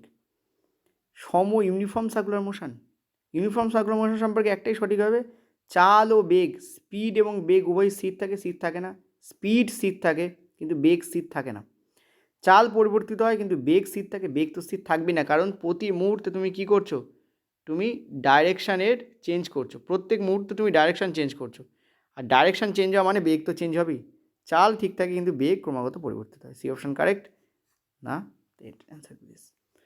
ঠিক আছে, চলো, কারণ সমবেগ বলেছে শব্দের অর্থ স্পিড কনস্ট্যান্ট, কিন্তু বেগ চেঞ্জ হচ্ছে, কারণ বেগের দিক চেঞ্জ হচ্ছে, বেগের মান চেঞ্জ হচ্ছে না, মানে স্পিড কনস্ট্যান্ট। বেগের যে মান তাকে আমরা স্পিড বলি, মনে রাখবে এটা। ডাইরেকশানবিহীন বেগকে আমরা স্পিড বলি, ডাইরেকশান আছে বলি বেগ ভেক্টর রাশি। নিচের কোনটি বিদ্যুৎ প্রবাহের জন্য সর্বোত্তম পরিবাহক? দেখো, আমরা ক্লিয়ারলি জানি এটা অ্যালুমিনিয়াম হবে। ঠিক আছে, প্রথমে অ্যালুমিনিয়াম, তারপর লোহা, তারপর টাংস্টেন, তারপর নাইক্রোম হবে, তো অ্যালুমিনিয়াম এখানে কারেক্ট অপশান। যদি সাজাতে বলে একবার সাজিয়ে দিচ্ছি, দেখো, প্রথমে আমাদের থাকবে হচ্ছে অ্যালুমিনিয়াম, এটা সব থেকে বেস্ট কন্ডাক্টর। তারপর আমাদের থাকবে হচ্ছে টাংস্টেন, ঠিক আছে, তারপর আমাদের থাকবে হচ্ছে ক্রোমিয়াম, আছে ক্রোমিয়াম? না, ক্রোমিয়াম তো নেই, নাইক্রোম আছে। আচ্ছা, লোহা থাকবে, তারপর এফি, তারপর আমাদের থাকবে নাইক্রোম। নাইক্রোম কিন্তু অ্যালয়, নাইক্রোম কিন্তু কোনো ধাতু নয়। এই হচ্ছে তোমাদের সহ্য হবে, যদি সাজাতে চাও তাহলে এই হবে। একদম ফার্স্টে যদি বলো তাহলে থাকবে এজি, এজির পর থাকবে কপার, কপারের পর থাকবে অ্যালুমিনিয়াম। ঠিক আছে, চলো নেক্সট। প্রাণীদের খাদ্যের জারণ ও শ্বসনের পর শক্তি প্রথমত কোন রূপে পাওয়া যায়? আমরা সবাই জানি এটিপি আকারে পাওয়া যায়, তো কারেক্ট অ্যান্সার এটাই হবে। শক্তির মুদ্রা কাকে বলা? এটিপিকেই বলা, এনার্জি কারেন্সি। লোহার অক্সাইড আকরিক থেকে অমিশ্রণ পৃথক করার জন্য, অমিশ্রণ মানে কি, ফালতু জিনিস যেগুলো যেগুলো উচিত নয়, তো কোন পদ্ধতি ব্যবহার করা হয়? ম্যাগনেটিক সেপারেশন মেথড তোমাদের ব্যবহার করা হয় অ্যাকচুয়ালি। এখানে দেখতেই পাচ্ছ, এখানে তড়িৎ চুম্বককে ব্যবহার করা হয়, তার ফলে কি হয়, লোহা আলাদা হয়ে যায় এবং যেগুলো ফালতু ওখানে মিশ্রিত অবস্থায় থাকে তারা কিন্তু ওখানে পড়ে থাকে, তো ম্যাগনেটিক সেপারেশন পদ্ধতি এখানে কিন্তু ব্যবহার করা হয়।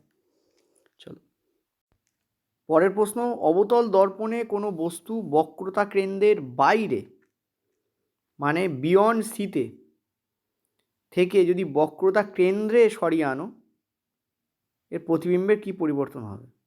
তাই তো বলেছে মনে হয়, বক্রতা কেন্দ্রের বাইরে থেকে মানে বিয়ন্ড সি থেকে, অর্থাৎ সিতে সরিয়ে আনতে বলছে, অর্থাৎ এইখান থেকে এদিকে যাওয়াতে বলছে। ঠিক আছে, ছিল এটা সি এর বাইরে, সিতে নিয়ে আসতে বলছে, তাহলে কি পরিবর্তন হবে? প্রথম কথা, উল্টে যাবে। হ্যাঁ, কারেক্ট আছে, এই যে বি অপশান হবে। প্রতিবিম্ব ফোকাস থেকে বক্রতা কেন্দ্রের দিকে সরে যাবে ডেফিনেটলি। বক্রতা কেন্দ্রে আমরা যদি জানি যে সিতে রাখলে প্রতিবিম্ব সিতেই উৎপন্ন হয়, সিতে রাখলে প্রতিবিম্ব সিতেই উৎপন্ন হয়, তো ফোকাস থেকে বক্রতা কেন্দ্রের দিকে সরে আসবে, প্রতিবিম্ব সরে আসবে এবং আকারে বড় হয়ে যাবে। এছাড়াও জানো হয়তো এটা সৎ প্রতিবিম্ব উৎপন্ন হবে, এখানে যে প্রতিবিম্ব উৎপন্ন হয় সেটা সৎ মানে রিয়েল প্রতিবিম্ব উৎপন্ন হবে, আর সৎ প্রতিবিম্ব কী হয়, ইনভার্টেড হয়, মানে উল্টো প্রতিবিম্ব তৈরি হবে। ঠিক আছে, চলো নেক্সট। জলে ডোবানো লোহার পেরেক বা পাত্রের তলা থেকে কিছুটা উঠে আসে, ঠিক আছে, এটার কারণ কি? এটার কারণ হচ্ছে এই যে তোমাদের আলোর প্রতিসরণ হচ্ছে এর কারণ। ঠিক আছে, এই যে তোমাদের দেখতে পাচ্ছ এখানে যে পেরেক আছে, এই পেরেকটাকে মনে হয় যেন কিছুটা সরে গেছে বা একটু উঁচুতে উঠে গেছে, এটার কারণ কি? লাইটের রিফ্র্যাকশন। ঠিক আছে, অ্যান্সার উইল বি দিস। গাছের কাণ্ড মোটা হওয়ার পেছনে কোন কলা দায়ী? এই যে ক্যাম্বিয়াম বা পার্শ্বস্থ ভাজক কলা, ল্যাটারাল মেরিস্টেম দায়ী। যে মেরিস্টেম কী হয়, দেখো এই দেখো, প্রত্যেকটা রিং অ্যানুয়াল রিং, এক বছরে বেড়েছে কতটা সেটা দেখায়, আস্তে আস্তে দেখো বাড়ছে, এটা হচ্ছে বার্ক বা ছাল। ঠিক আছে, তো অ্যান্সার আমাদের কী হবে? সি অপশন কারেক্ট হবে। এটা আমাদের লাস্ট কোশ্চেন, নিচের কোনটি পুরুষ প্রজননতন্ত্রের অংশ নয়? মেল রিপ্রোডাক্টিভ সিস্টেমের অংশ নয় কোনটা? ঠিক আছে, তো শুক্রাণুত অংশ, অন্ডকোষের অংশ, ফিলিপিয়ান নালী স্ত্রী প্রজননতন্ত্রের অংশ, তো এটাই আমাদের অ্যান্সার হবে, শুক্রবাহী নালী বা ভাস ডিফারেন্স। ভাস ডিফারেন্স কিন্তু শুক্রাশয় থেকে শুক্রাণুকে শুক্রাশয়ের বাইরে নিয়ে যায়, এটা মনে রাখবে। ডি অপশানের জন্য কিন্তু কোশ্চেন্স আছে দারুণ, তো অ্যান্সার আমাদের কোনটা হবে? সি অপশান আমাদের কারেক্ট হবে। ঠিক আছে, চলো। পরের প্রশ্ন, প্রথম শ্রেণীর লিভারের বৈশিষ্ট্য কোনটি? আবার আমরা কিন্তু আমাদের যে সিম্পল মেশিন সেখানে ফিরে এলাম। তো মাঝখানে যে কোশ্চেনগুলো ছিল কালকে থার্ড শিফটের কোশ্চেন্স, তো এগুলো আমি ইনক্লুড করে দিয়েছি। তো প্রথম শ্রেণীর লিভারের বৈশিষ্ট্য কোনটা? দেখো আমি তোমাদের লিভারের বৈশিষ্ট্যগুলো বলি।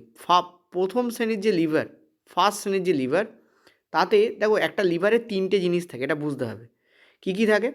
একটা হচ্ছে তোমার এ হচ্ছে আলম্ব, ঠিক আছে, এই হচ্ছে আলম্ব বিন্দু, আমরা সবাই জানি, যাকে ফালক্রাম বলা হয় বা ভর বিন্দু বলা হয় বলতে পারো।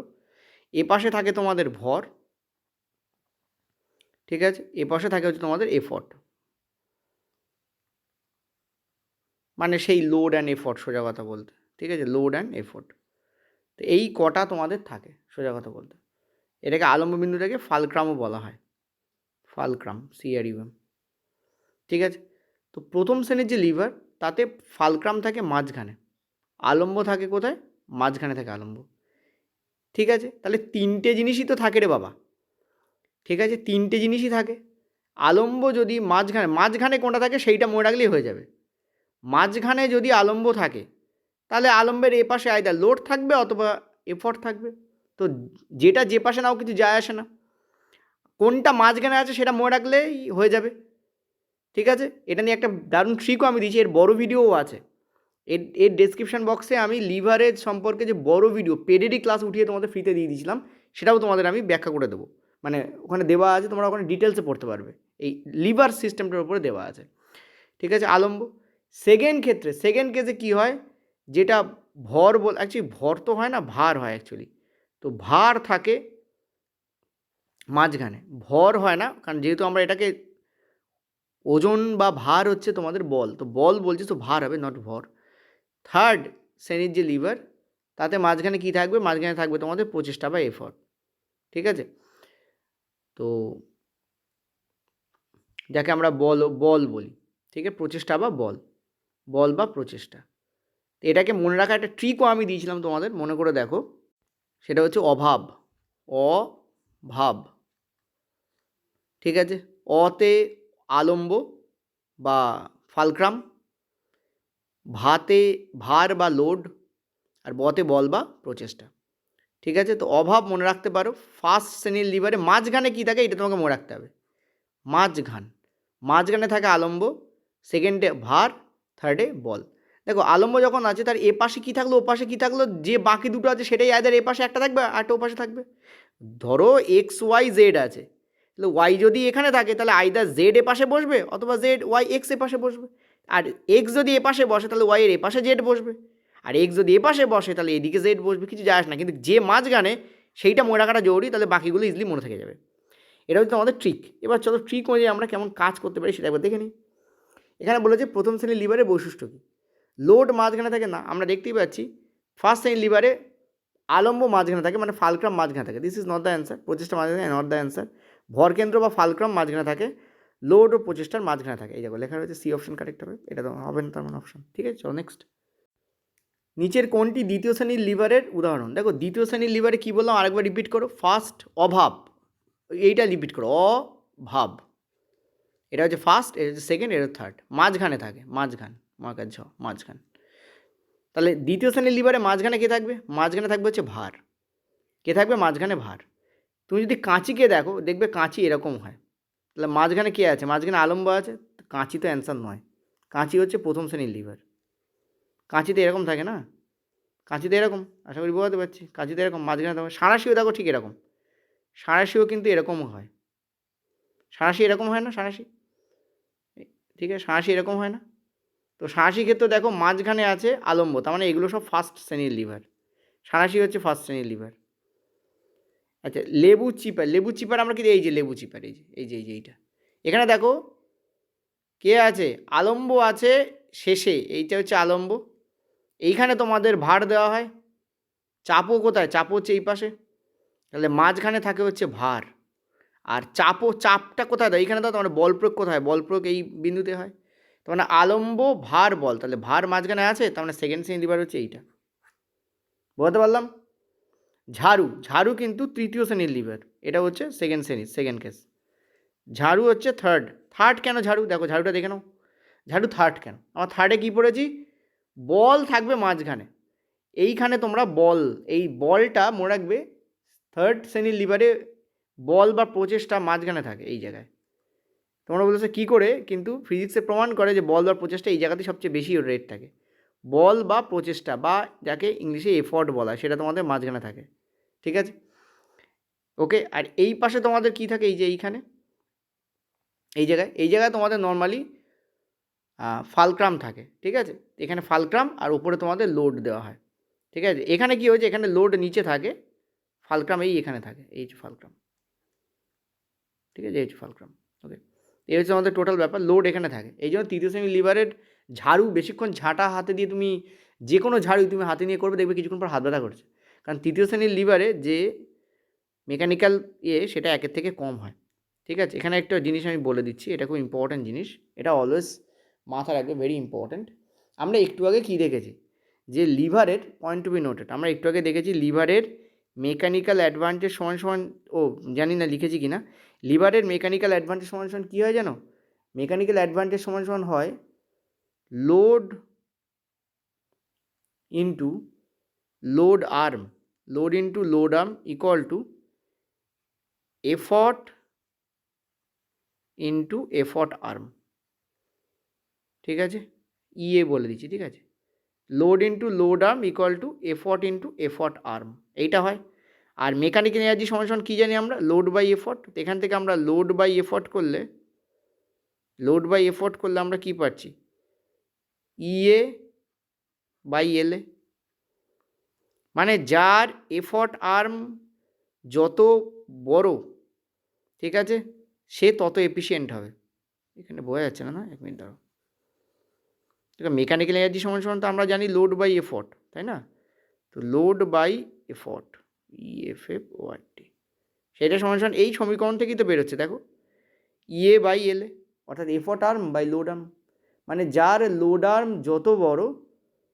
মনে রাখতে হবে এই লিভারের ক্ষেত্রে ভীষণ ইম্পর্ট্যান্ট কি, লিভারের ক্ষেত্রে যার এফর্ট আর্ম যত বড়, লোড আর্মের থেকে, সে তত ভালো লিভার, তত এফিশিয়েন্ট লিভার। আর এফর্ট আর্ম যেহেতু লোড আর্মের থেকে বড় হওয়া মানেই সে তার মেকানিক্যাল এনার্জি মানে এফিসিয়েন্সি একের থেকে বেশি হবে, ঠিক আছে? মেকানিক্যাল অ্যাডভান্টেজ একের থেকে বেশি হবে, এটা অলওয়েজ মাথায় রাখবে। বোঝাতে পারছি? ইয়েস আর নো বলো। এবার তুমি একটা জিনিস দেখো, প্রথম শ্রেণীর লিভারের ক্ষেত্রে যেহেতু আলম্ব মাঝখানে থাকে আর আলম্ব দুপাশে যেহেতু লিভার মানে আর্মগুলো অবস্থান করে, তাহলে এটা কম বেশি হতে পারে। সেই জন্য ফার্স্ট শ্রেণীর লিভারের ক্ষেত্রে, এই প্রথম শ্রেণীর লিভারের ক্ষেত্রে মেকানিক্যাল অ্যাডভান্টেজ ইকুয়াল টু 1 হতে পারে, যেহেতু যখন দুটোর এটা যত দূরে আছে এই বিন্দু থেকে, ধরো এক্স বিন্দু থেকে এটা ধরো পি, এটা ধরো কিউ, এক্স বিন্দু থেকে পি যদি সমান ডিস্ট্যান্স, এক্স বিন্দু থেকে কিউ যদি সমান ডিস্ট্যান্স থাকে, মানে দুটোই ভ্যালু সমান, তখন ইকুয়াল টু 1 হয়। গ্রেটার দ্যান 1 হতে পারে যদি এফর্ট আর্ম বড় হয়, যেহেতু বললাম এই যাবো, এফর্ট আর্ম যখন বড় হবে লোড আর্মের থেকে, তখন সেটা গ্রেটার দ্যান 1 হয়ে যাবে। গ্রেটার দ্যান 1 মানে সেটা বেটার। লেস দ্যান 1ও হতে পারে, এক বড় একের থেকে ছোটো, এটা লেস দ্যান 1 কখন হয়, যখন এফর্ট আর্ম ছোটো হয়ে যায় লোড আর্মের থেকে। দেখো এফর্ট আর্ম উপরে আছে না, যে যদি বড় ভ্যালু উপরে থাকে তাহলে ভাগ করলে একের থেকে বেশি ভ্যালু আসে। তুমি পৃথিবীতে যা খুশি করে নাও, 6/2 করলে 6 বড় 2 ছোটো, সো ভ্যালু একের থেকে বড় আসবে। দুটো সমান ভ্যালু থাকলে ওপরে যা নিচে তাই থাকলে একের সমান ভ্যালু আসে। ওপরেরটা ছোটো নিচেরটা বড় হলে একের থেকে কম ভ্যালু আসবে। তো ওপরের ভ্যালু ছোটো কখন হবে, যখন এফর্ট আর্ম ছোটো হয়ে যাবে।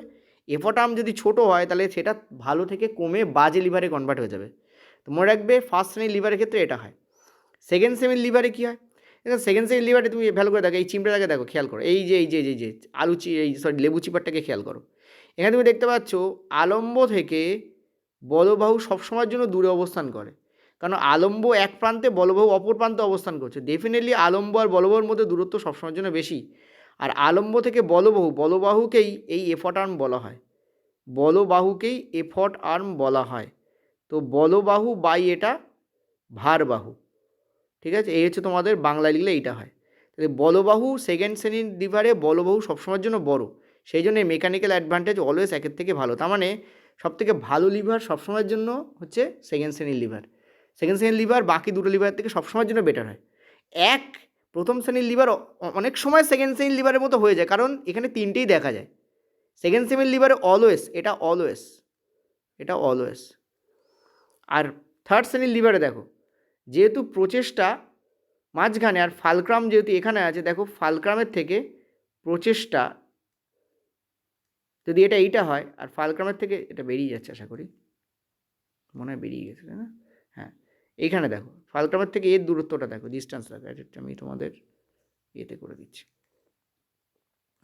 ফালক্রামের থেকে এর ডিস্টেন্সটা দেখো, অর্থাৎ আলম্ব থেকে এর ডিস্টেন্সটা দেখো। কি বুঝতে পারছো? তুমি দেখতে পাচ্ছ লোড বাহু সব সময়ের জন্য এখান থেকে বড়, ভার বাহু সব সময়ের জন্য বড় থার্ড শ্রেণীর। ফলে তৃতীয় শ্রেণীর লিভারের ক্ষেত্রে যান্ত্রিক সুবিধা অলওয়েজ এইগুলোই মনে রাখার জন্য। অলওয়েজ কি একের থেকে কম হয়, অলওয়েজ কী হয় একের থেকে এখানে কম হয়, এটা অলওয়েজ কী হয় একের থেকে বেশি হয়, এটা তিনটেই দেখা যায়। বোঝাতে পারলাম? ইয়েস ও নো বলো। এটাকে একটু অন্য কালি দিয়ে লিখে দিই, দাঁড়াও 1 মিনিট, নইলে খিচুড়ি পাকিয়ে যাচ্ছে না তোমাদের।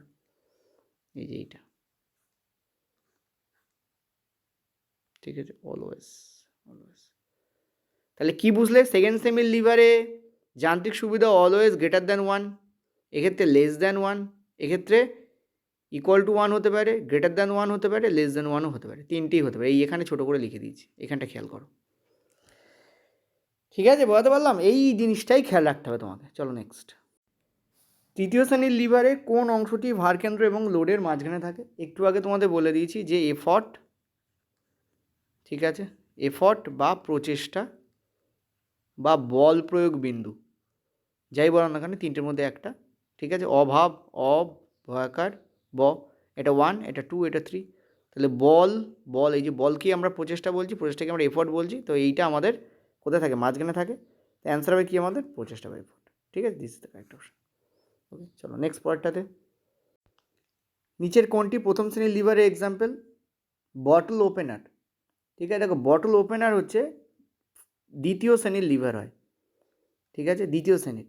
এখানে প্রথম শ্রেণী বলেছে ঠেলা গাড়ি, এই যে হুইল ব্যারো। দেখো হুইল ব্যারোর ক্ষেত্রে আমরা দেখেছি কি, আমাদের আলম্ব এখানে থাকে, ভার মাঝখানে থাকে, বল এখানে থাকে, ঠিক আছে, ভার মাঝখানে থাকে। তাহলে বুঝতেই পারছো এখানে আলম্ব কোথায় রয়েছে? আলম্ব রয়েছে সে মাঝখানে নয়, ভার রয়েছে মাঝখানে। তাহলে এটা কি? এটা হচ্ছে দ্বিতীয় শ্রেণীর লিভার, ঠিক আছে, এটা হচ্ছে দ্বিতীয় শ্রেণীর লিভার। আশা করি বোঝাতে পারছি। ভার রয়েছে মাঝখানে, ঠিক আছে। দোলনা, দেখো দোলনা, সিসর ক্ষেত্রে আমরা কী দেখেছি? এই যে এইটা কিন্তু তোমাদের হচ্ছে ঠিক দোলনা নয়, হচ্ছে তোমাদের ওই মানে আমরা যাকে ঢেঁকি বলি, ছোটোবেলায় আমরা এই ঢেঁই কুচকুচ বা ইত্যাদি এরকম টার্ম বলতাম। এর একদিকে একজন ব্যক্তি বসে থাকে, অপরদিকে আরেকজন ব্যক্তি বসে, ব্যক্তিগুলোকে হেভি করে বসাচ্ছে, ঠিক আছে, এবং এই কাজটা চলতে। কিন্তু এখানে দেখো, এখানে মাঝখানে তোমাদের আলম্ব থাকে, এটাই তোমাদের অ্যান্সার হবে। Will be the correct answer, ঠিক আছে। চিমটা যদি বলো, চিমটা দুই প্রকারের হয়, ঠিক আছে, সাঁড়াশিকেও চিমটা বলা যায়, আবার যদি নর্মালি এখানে চিমটা ইংরাজি যেটা দেওয়া আছে টিজার্স কিন্তু অন্য ধরনের চিমটা। টিজার্সের চিমটাটা এরকম থাকে দেখতে, ঠিক আছে, এই হচ্ছে চিমটা, বুঝতে পারছো আশা করি। এখানে জোড়া থাকে এই পোর্শনটা, আর এই হচ্ছে তোমাদের চিমটা। এটা যদি দেখো, দেখতে পাচ্ছ আলম্ব এইখানে আছে, এই জায়গায় আলম্ব থাকে, ঠিক আছে। আলম্ব কোথায় থাকে? আলম্ব একদম লাস্টে থাকে তোমাদের আলম্ব, দেখতে পাচ্ছ আশা করি, ঠিক আছে। ফালক্রাম একদম লাস্টে, আর তোমাদের যে লোড সেটা থাকে এইখানে। আলম্ব একদম লাস্টে, লোড থাকে এইখানে, লোড থাকে এই জায়গায়, কারণ চিমটা এই মাথা দিয়ে তুমি কিছু ধরছো। তাহলে ভার কোথায় প্রয়োগ হচ্ছে? ভাগ এরকম জায়গায় কোথাও প্রয়োগ হয়, ঠিক আছে। ভার কোথায় প্রয়োগ হচ্ছে? ভার এরকম জায়গায় কোথাও তোমাদের প্রয়োগ হচ্ছে। এটা আমাদের কেমন শ্রেণীর লিভার? বুঝতেই পারছি এটা তৃতীয় শ্রেণীর লিভার, ঠিক আছে। অ্যাকচুয়ালি 1 মিনিট, সরি, লোডই তো ভার মানে, সরি ভার নয়, মানে বল, ভার প্রয়োগ হচ্ছে বলছি, বল প্রয়োগ হচ্ছে। বল কোথায় প্রয়োগ হচ্ছে? মাঝখানে প্রয়োগ হচ্ছে। তার মানে বল মানে কি? প্রচেষ্টা, আর প্রচেষ্টা মাঝখানে আছে, তার মানে থার্ড শ্রেণীর লিভার। ঠিকই বলেছি, ওই এঁকেছিলাম ভুল, মানে লিখেছিলাম ভুল, এটা তৃতীয় শ্রেণীর লিভার হবে, ঠিক আছে। সো এখানে অ্যান্সার আমাদের কী হবে? দোলনা will be the correct answer এখানে। ওকে, চলো। যন্ত্র সম্পর্কে নিচের কোন বক্তব্যটি সঠিক? মেশিন সম্পর্কে, যন্ত্র নতুন শক্তি সৃষ্টি করে, ইনকারেক্ট। যন্ত্র ঘর্ষণ সম্পূর্ণ দূর করে, ইনকারেক্ট। যন্ত্র শক্তি সৃষ্টি না করে সেটিকে আরও কার্যকরভাবে ব্যবহার করে, ঠিক আছে। যন্ত্র সর্বদা ইনপুট কাজের তুলনায় বেশি আউটপুট কাজ দেয়, এটা কিন্তু রং। যন্ত্র সর্বদা, ঠিক আছে, আরও কার্যকরীভাবে কী করে ব্যবহার করা যায় সেটা কি হেল্প করে হচ্ছে যন্ত্র। পরের প্রশ্ন, অ্যালবেডো বলতে কী বোঝায়? এটা তোমাদের আর্থ সায়েন্স যেটা আছে, earth as a system, energy, matter and life, page তোমাদের চ্যাপ্টার নম্বর 13, ঠিক আছে, সেই 13 নম্বর চ্যাপ্টার থেকে আমি তোমাদের এখানে প্রশ্ন রেখেছি যে অ্যালবেডো বলতে কী বোঝায়। দেখো অ্যালবেডো বেসিক্যালি, এটা নিউ এনসিইআরটি, এই দুটোই করাচ্ছি যা নিউ এনসিইআরটি। অ্যালবেডো বলতে কী বোঝায়? দেখো অ্যালবেডো বেসিক্যালি কী, অ্যালবেডো হচ্ছে বেসিক্যালি যে পরিমাণ সূর্যালোক আমাদের পৃথিবীতে এসে পৌঁছায় তার যেটুকু আমাদের রিফ্লেক্ট ব্যাক করে, প্রতিফলিত হয়ে ফেরত যায়, ঠিক আছে, প্রতিফলিত হয়ে কি হয়, ফেরত যায়, ফিরে যায়, ঠিক আছে, ফিরে যায়, সেটা কি আমরা কি বলি, সেটা কি আমরা বলছি অ্যালবেডো। দেখো কোনো পৃষ্ঠ দ্বারা প্রতিফলিত সৌর বিকিরণের ভগ্নাংশ, this will be the correct answer. এটা কিন্তু প্রচণ্ড ইম্পর্ট্যান্ট একটা প্রশ্ন, ঠিক আছে, আগামী শিফটগুলোতে ডেফিনেটলি আসতে পারে।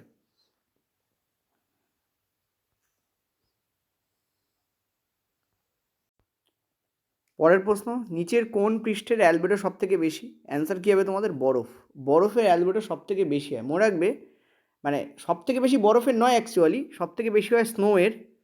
স্নোয়ের অ্যালবেডো তোমাদের অ্যাজ পার এনসিইআরটি এত থেকে তোমাদের 0.990, ঠিক আছে, এটা তোমাদের ওকে। আর তোমরা যদি বরফের দেখো, মানে আইসের দেখো, আইসের তোমাদের 0.50 থেকে 0.70, ঠিক আছে। রক মানে যেটা পাথর, তার যদি দেখো তোমাদের 0.25 থেকে 0.30। তো আইস এখানে আছে, সেই অনুযায়ী এখানে আইস অ্যান্সার হচ্ছে, কিন্তু সবথেকে বেশি কিন্তু স্নোয়ের হয়। চলো নেক্সট, স্নো হচ্ছে ঝুড়ো বরফ, আইস হচ্ছে কঠিন বরফ, একটু বরফের চাঙ্কে আইস বলা হয়। পরের প্রশ্ন দেখো, নিচের কোন বক্তব্যটি সঠিক? উচ্চ অ্যালবেডো বিশিষ্ট পৃষ্ঠ, উচ্চ অ্যালবেডো মানে কি, যে পৃষ্ঠের রিফ্লেকশন ক্ষমতা বেশি, সৌর বিকিরণ বেশি, দেখো এটা হতেই পারে না।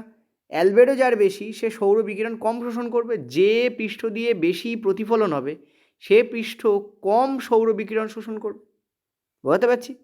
তার মানে অ্যালবেডো যার বেশি সে তার শোষণ ক্ষমতা কম বলেই তার প্রতিফলন ক্ষমতা বেশি, তো এটা তো আমাদের কারেক্ট নয়। নিম্ন অ্যালবেডো বিশিষ্ট পৃষ্ঠ বেশি সৌর বিকিরণ প্রতিফলন করে, এটাও ইনকারেক্ট। যার অ্যালবেডো নিম্ন সে সৌর বিকিরণ কম প্রতিফলন করবে, অ্যালবেডো বেশি মানেই প্রতিফলন বেশি, এখানে কম বলেছে, দ্যাট ইজ ওয়াই অ্যান্সার কম, মানে অ্যান্সার হবে না। উচ্চ অ্যালবেডো বিশিষ্ট পৃষ্ঠ বেশি সৌর বিকিরণ প্রতিফলন করে এবং তুলনামূলক বেশি শীতল থাকে, এটা কারেক্ট। সব পৃষ্ঠে অ্যালবেডো সমান একদমই সমান নয়। চলো, নিচের কোন তড়িৎচুম্বকীয় বিকিরণ বা ইলেকট্রোম্যাগনেটিক রেডিয়েশন পৃথিবীতে আসে এবং সালোক সংশ্লেষের জন্য প্রয়োজনীয় শক্তি সরবরাহ করে? অ্যান্সার হবে কি আমাদের? দৃশ্যমান লাইট।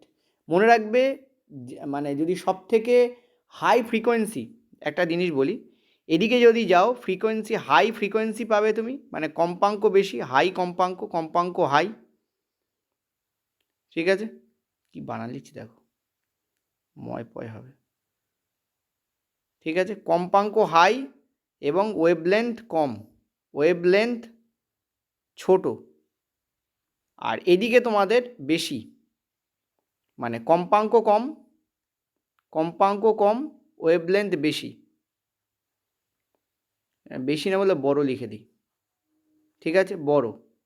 তো আমি কটা নাম লিখে দিচ্ছি, এই পয়েন্টটাকে খেয়াল রাখবে একটু, তোমাদের এনসিইআরটিতে আছে, সেটা হচ্ছে গামার কিন্তু কম্পাঙ্ক সব থেকে বেশি হয়, কিন্তু সেই অনুযায়ী গামার কিন্তু ওয়েভলেন্থ সব থেকে কম হয়, ঠিক আছে। তা আমি কি অনুযায়ী লিখবো বলো? ওয়েভলেন্থ অনুযায়ী লিখছি, ঠিক আছে, গামার ওয়েভলেন্থ সব থেকে কম, আমি কি অনুযায়ী এখানে দিলাম? গামা ওয়েভলেন্থ অনুযায়ী দিচ্ছি। তারপরে থাকে এক্স রে, তারপর কী থাকে? তারপর থাকে তোমাদের এক্স রে, তারপর তোমাদের থাকে হচ্ছে ইউভি, এরপরই হচ্ছে আমাদের এই দৃশ্যমান আলো বা ভিজিবল লাইট বা যাকে আমরা অ্যাকচুয়ালি লাইট বলি, আমি এখানে লাইট বলি লিখে দিচ্ছি, ঠিক আছে, লাইট, LIGHT। তারপর কী থাকে? তারপর থাকে ইনফ্রারেড, তারপর থাকে মাইক্রোওয়েভ, তারপর থেকে রেডিও ওয়েভসের কম্পাঙ্ক সব থেকে কম এবং ওয়েভলেন্থ সব থেকে বেশি, এটা মনে রাখবে, ঠিক আছে, বোঝাতে পারছি আশা করি। তো দেখতে পাচ্ছ লাইট মাঝখানে আছে, এটা ওয়েভলেন্থ অনুযায়ী লিখেছি, এদিকে গেলে আমরা বড় ওয়েভলেন্থ পাবো, এদিকে গেলে আমরা ছোট ওয়েভলেন্থ পাবো, তো গামার ওয়েভলেন্থ সব থেকে কম হয়। চলো, বলছে সৌর ধ্রুবক বা সোলার কনস্ট্যান্ট কাকে বলা হয়? দেখো, পৃথিবীর বায়ুমণ্ডলের উপরের স্তরে 1 স্কোয়ার মিটার এরিয়াতে 1 সেকেন্ডে যে পরিমাণ সূর্যালোক পড়ে সেটা কি আমরা বলছি সোলার কনস্ট্যান্ট। কি বললাম? একদম সৌরমণ্ডলে, একদম বায়ুমণ্ডলে, একদম টপে, অ্যাটমসফিয়ারের টপে, ঠিক আছে, একদম টপ পারপাসে পার ইউনিট এরিয়া অ্যাকচুয়ালি এই যে পার ইউনিট এরিয়া, এই পার ইউনিট এরিয়াকে এরিয়া অ্যাকচুয়ালি ফিজিক্সে কত জানো? 1 মিটার স্কোয়ার। 1 মিটার স্কোয়ারকে পার ইউনিট এরিয়া বলা হয়, ঠিক আছে।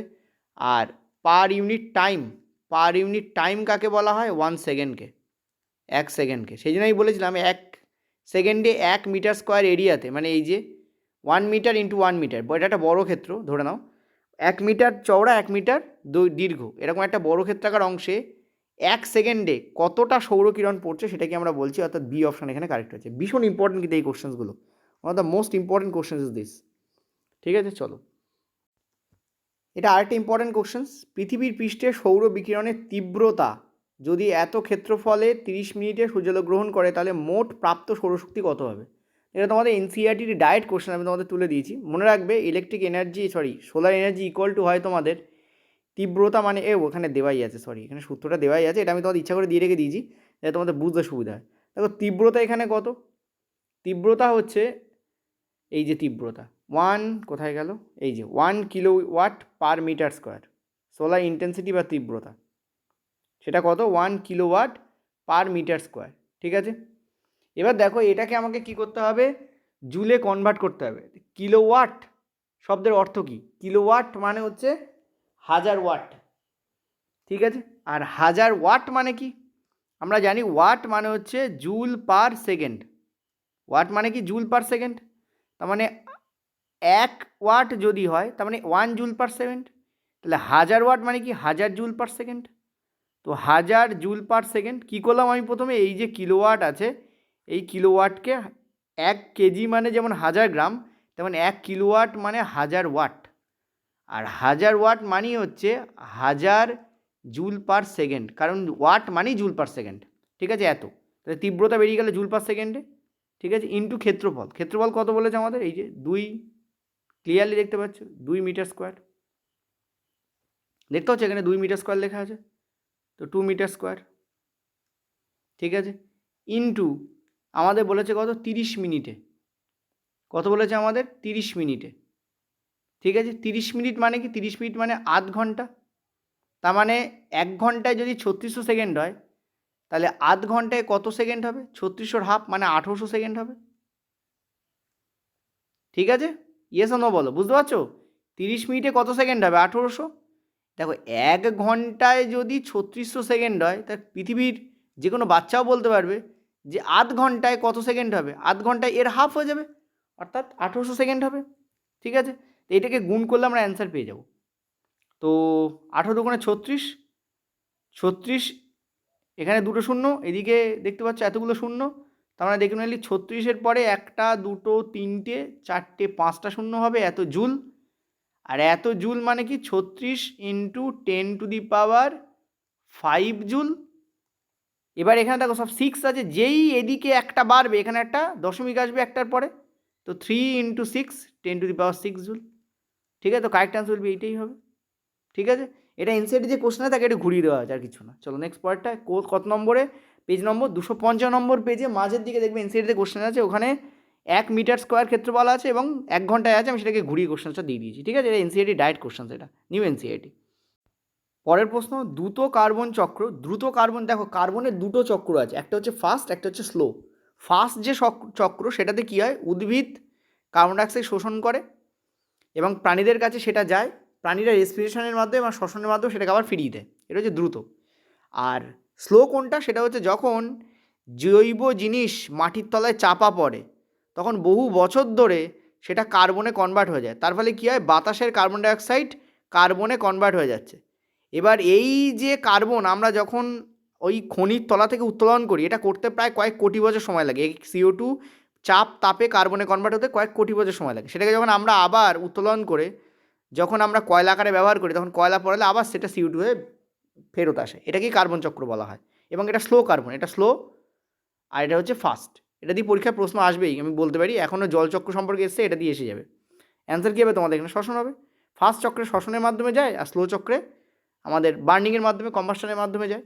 ঠিক আছে, চলো নেক্সট পরেরটায়। নিচের কোন মানব কার্যকলাপ বায়ুমণ্ডলে কার্বন ডাই অক্সাইডের পরিমাণ বৃদ্ধি করে বৈশ্বিক মানে গ্লোবাল উষ্ণায়নকে ত্বরান্বিত করছে? ঠিক আছে, তো অ্যান্সার আমরা সবাই জানি যে মানুষের কোন কার্যকলাপ জীবাশ্ম জ্বালানির পোড়ানো, মানে ফসিল ফুয়েল বলতে এই কয়লা, পেট্রোলিয়াম, এগুলো কি ফসিল ফুয়েল বলা হয়। ঠিক আছে, কয়লা, পেট্রোলিয়াম এগুলো কি ফসিল ফুয়েল বলা হয়। এগুলো আমরা পোড়াচ্ছি, পরে CO2 বেশি করছি। CO2 বেশি ফলে কী হচ্ছে? CO2 হচ্ছে এক ধরনের এমন একটা লেয়ার তৈরি করে আমাদের পৃথিবীর চারপাশে, যেটা উষ্ণতাকে ধরে রাখে। ও CO2 না থাকাও ক্ষতিকারক, কারণ তাতে আমাদের গ্রহ প্লুটোতে পরিণত হবে, যেখানে কোনো তার টেম্পারেচারই নেই।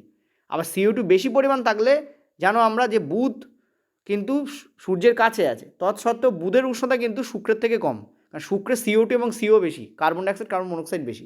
তখন CO2 কিতনা প্রভাব ফেলতে পারে ভাবো। অ্যান্সার আমাদের এইটা হবে। ঠিক আছে, বন কেটে ফেলছি, বন উজাড় করে দিচ্ছি, ডিফরেস্টেশন করছি, আর ফসিল ফুলকে পোড়াচ্ছি। ঠিক আছে, নেক্সট চলো। পরের প্রশ্ন অত্যন্ত ইম্পর্ট্যান্ট কোশ্চেন্স, তোমাদের নিউ NCERT পেজ নম্বর 264-তে এই টাইপের মানে ব্যাপারটা লেখা আছে, আমি আমার পেডেও করিয়ে দিয়েছি।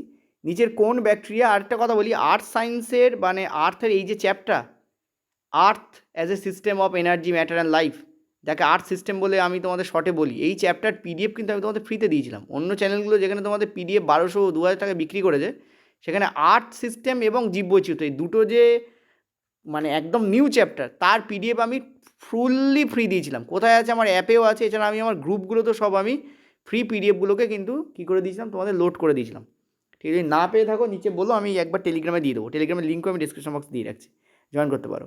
নিচের কোন ব্যাকটেরিয়া বায়ুমণ্ডলে নাইট্রোজেন স্থিরীকরণ করে, ফিক্সেশন, নাইট্রোজেন ফিক্সেশন কে করে তাকে অ্যামোনিয়াতে কনভার্ট করে? দেখো, নাইট্রোজেন ফিক্সিংয়ের প্রথম যে পার্ট, ঠিক আছে, ফার্স্ট যে পার্ট, সেটা হচ্ছে নাইট্রোজেন ফিক্সেশন। এটা মনে রাখবে, কারণ জলচক্রে এরকম পার্ট দেওয়া হয়েছিল। প্রথম পার্ট হচ্ছে নাইট্রোজেন ফিক্সেশন। ঠিক আছে, নেক্সট পার্ট কি? নেক্সট পার্ট হচ্ছে অ্যাসিমিলেশন।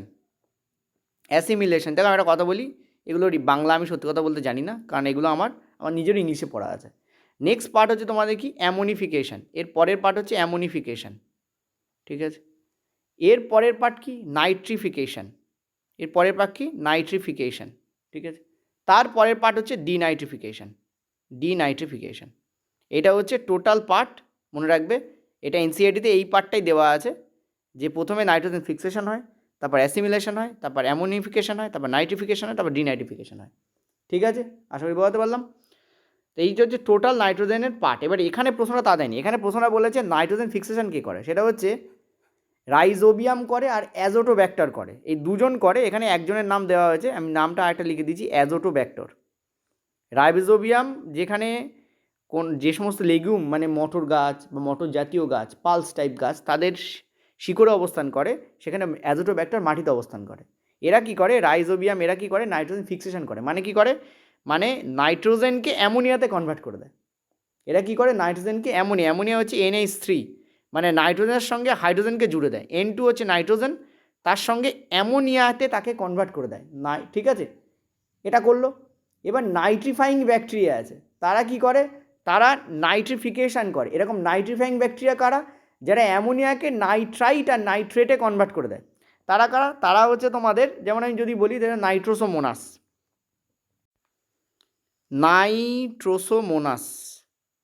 ঠিক আছে, নাইট্রোসোমোনাস কি করে? নাইট্রোসোমোনাস সে হচ্ছে নাইট্রিফাইং ব্যাকটেরিয়া। নাইট্রোসোমোনাস কি? Nitrifying bacteria. নাইট্রোসোমোনাস কি করে? এই অ্যামোনিয়াকে নাইট্রাইটে কনভার্ট করে দেয়। কিসে কনভার্ট করে? নাইট্রাইট। কিসে কনভার্ট করে? নাইট্রাইট। ওই জন্য নাইট্রিফিকেশান নামের, এই প্রসেসটার নাম নাইট্রিফিকেশান। অ্যামোনিয়া থেকে নাইট্রাইটে কনভার্ট করাকে নাইট্রিফিকেশান বলা হয়, এটা মনে রাখবে। আর নাইট্রোজেন থেকে অ্যামোনিয়ায় কনভার্ট করাকে অ্যামোনিফিকেশান বলা হয়। ঠিক আছে, যেটা হচ্ছে তারপরে ফিকেশান যোগ করা আছে। অ্যামোনিয়াতে হলে অ্যামোনিফিকেশান, নাইট্রাইটে হলে নাইট্রিফিকেশান। এবার এই নাইট্রাইট পরবর্তীকালে পুনরায়, মনে রাখবে, পুনরায় নাইট্রোজেনে কনভার্ট হয়ে যায়। ঠিক আছে, পুনরায় কী হয়? নাইট্রোজেন, এই যে নাইট্রাইট পুনরায় কী হয়? প্রথমে নাইট্রেট, তারপর পুনরায় নাইট্রোজেনে কনভার্ট হয়ে যায়, একে বলা হয় ডিনাইট্রিফিকেশান। ডিনাইট্রিফিকেশান ব্যাকটেরিয়া হচ্ছে যেমন সিউডোমোনাস। ডিনাইট্রিফিকেশান ব্যাকটেরিয়ার নাম আমি লিখে দিচ্ছি, সেটা হচ্ছে সিউডোমোনাস। সিউডোমোনাস, ঠিক আছে। সিউডোমোনাস হচ্ছে ডিনাইট্রিফাইং ব্যাকটেরিয়া, এ হচ্ছে সিউডোমোনাস। সায়েন্সের ব্যাচ যারা নিতে চাইছো 400, এখন 499 টাকাও নেই, এখন আছে 463 টাকা। এটা এখন অনেক কমে আছে। এই ব্যাচটা অ্যাকচুয়ালি 1299 টাকার ব্যাচ ছিল, তারপর 899, 699 এখন কমে 463-তে আছে। যারা এখন নিতে চাইছো তারা নিতে পারো। এটা তোমাদের আপকামিং যে এএলপি আছে, আপকামিং যে রেলওয়ে গ্রুপ ডি আছে, আপকামিং তোমাদের যে টেকনিশিয়ান আছে, এই সব কটাকে কিন্তু এটা কভার করবে, ঠিক আছে। এই তিনটেকে কিন্তু এটা কভার করে দেয়, সিবিটি 1কে কভার করে। আর 15ই আগস্ট থেকে আমাদের সিবিটি 2 এর কোর্স চালু হচ্ছে। যারা এএলপি স্টুডেন্ট তারা ওইটাকে চালু নিতে পারো, ওটা একদম ডিপে করানো হবে, 1 বছর ওর ওয়ারেন্টি থাকবে, ঠিক আছে। তো এটার কুপন কোড 31 ওখানে দেওয়াই আছে। ওর নিচে দেখবে অ্যাপ্লাই বাটন আছে, অ্যাপ্লাই কুপন নয়, অ্যাপ্লাই বলে একটা বাটন আছে, অ্যাপ্লাই বাটনে ক্লিক করলে ওটা কমে 463 দেখিয়ে দেবে এবং তুমি কিনতে পারবে, ঠিক আছে। বিক্রম ব্যাচ 2.0 অ্যাপ ডাউনলোড করবে, রেজিস্টার করবে, পেড কোর্স ফোল্ডারের মধ্যে ঢুকে দ্বিতীয় ব্যাচ, প্রথম ব্যাচটা ম্যাথ প্লাস সায়েন্সের ব্যাচ, দ্বিতীয় ব্যাচটা শুধু সায়েন্সের ব্যাচ, ঠিক আছে। চলো নেক্সট, পরের কোশ্চেন। নাইট্রোজেন চক্রে অ্যামোনিয়া থেকে নাইট্রাইট পরে নাইট্রেট রূপান্তরের প্রক্রিয়াকে কি বলা হয়? দেখো, নাইট্রোজেন চক্রে প্রথমে নাইট্রোজেন থেকে অ্যামোনিয়া তৈরি হয়। কী তৈরি? অ্যামোনিয়া। এটাকে আমরা কি বলি? অ্যামোনিফিকেশন বলি। আমি একটু আগে বললাম, যেটা তৈরি হবে সেটার নামই হবে, ফিকেশন যোগ করতে হবে। তো অ্যামোনিয়া তৈরি হচ্ছে, একে অ্যামোনিফিকেশন বলবো। অ্যামোনিয়া থেকে প্রথমে তৈরি হয় নাইট্রাইট। কী তৈরি হয়? প্রথমে তৈরি হয় নাইট্রাইট, তারপর তৈরি হয় নাইট্রেট। তো প্রথমে তৈরি হয় নাইট্রাইট, তারপর তৈরি হয় নাইট্রেট, কারণ নাইট্রেট সবথেকে ভালো যেটা গাছ গ্রহণ করতে পারে, নাইট্রেট তৈরি হয়। এইটাকে কি বলে? এটাকে বলা হয় নাইট্রিফিকেশন। কি বলা হয় এটাকে? এই যে নাইট্রিফিকেশন, ঠিক আছে। এটাকে বলা হয় নাইট্রিফিকেশন। দেখো, নাইট্রাইট সব কটাতে নাইট্রাইট, নাইটা রয়েছে, সো নাইট্রাইট, সো নাইট্রিফিকেশন। যেটা ঘটবে তার সঙ্গে ফিকেশন যোগ হয়ে যাবে। বুঝতে পারলাম? ওকে, চলো নেক্সট, পরেরটাতে। বলছে অতিরিক্ত সার ব্যবহারের ফলে নদী হ্রদে অতিরিক্ত নাইট্রেট, দেখো সারের মধ্যে দুটো জিনিস থাকে, একটা হচ্ছে পটাশ মানে পটাশিয়াম, দুই হচ্ছে নাইট্রেট। এবার নাইট্রেট যদি জমে না, নাইট্রেট হচ্ছে উদ্ভিদের জন্য প্রচণ্ড আমরা জানি NKP, ঠিক আছে। উদ্ভিদের যে মেন প্রয়োজনীয় জিনিসগুলোর মধ্যে তিনটে জিনিস থাকে, N, K আর P। এগুলো কি কি? নাইট্রোজেন দেখতেই পাচ্ছ, পটাশিয়াম আর ফসফরাস। এই তিনটে জিনিস ভীষণ ইম্পর্ট্যান্ট, ওই জন্য পটাশ কথাটা বলেছিলাম, ঠিক আছে। তো পটাশ সার আর ইউরিয়া সার বলা হয় না, ইউরিয়া সারের মধ্যে প্রচুর পরিমাণে নাইট্রেট থাকে। এই যে নাইট্রেট, এই নাইট্রেট যখন জমে তখন বুঝতেই পারছো গাছ সেখানে চলে আসবে। শৈবাল সব থেকে আগে আসে। আর শৈবাল এরকম, এইটা দেখো পরিষ্কার জল, এটা দেখো দেখবে অনেক পুকুরের জল এরকম নীল, এরকম সবুজ কাই জমা পড়ে। এটা বেসিক্যালি কিছু না, সবুজ শৈবাল হয়। এটাকে আমরা কী বলি? এটাকে আমরা বলি ইউট্রিফিকেশন। এরকম জমে যখন সেটা ক্ষতি করে জলে, তখন আমরা কী বলি? তাকে আমরা বলি ইউট্রিফিকেশন। বাই ডিফল্ট আমরা দেখেছি আমাদের যখন আমি স্লাইড তৈরি করি তখন জলকে পানি, পানিকে জল এরকম লেখে। তো nothing the matter after all water, ঠিক আছে। তো জলই জীবন। তো যেটা ব্যাপার সেটা হচ্ছে অ্যান্সার আমাদের কী হবে? ইউট্রিফিকেশন লেখে। এটা এআই দিয়ে তৈরি করলে এরকম ধরনের বাংলা অনেক সময় চলে আসে, ডোন্ট মাইন্ড, ঠিক আছে। তো eutrophication will be the correct answer, ঠিক আছে। What will be the correct answer? Correct answer will be eutrophication, okay. তো এই টোটাল 55 কোশ্চেন্স আমাদের আছে, ঠিক আছে। এই 55টা কোশ্চেন্স তোমরা প্লিজ করে যেও। এই কোশ্চেন্সগুলো কিন্তু অত্যন্ত ইম্পর্টেন্ট কোশ্চেন্স, অত্যন্ত ইম্পর্টেন্ট কোশ্চেন। আমি তোমাদের বলবো তোমরা প্লিজ এই কটা কোশ্চেন্স অন্তত করে যাও। এই 55টা কোশ্চেন্স দেখলে এই চ্যাপ্টারের মধ্যে তোমাদের আর কোনো কোশ্চেন দেখার দরকার পড়বে না, ঠিক আছে। এবার যদি পারো, আমি তো বললাম আমাদের এই আর্থ সায়েন্স এবং জীববৈচিত্র্য এগুলো ফ্রিতেই আছে, চাইলে তোমরা একবার PDF দেখে পড়ে নিতে পারো, ঠিক আছে।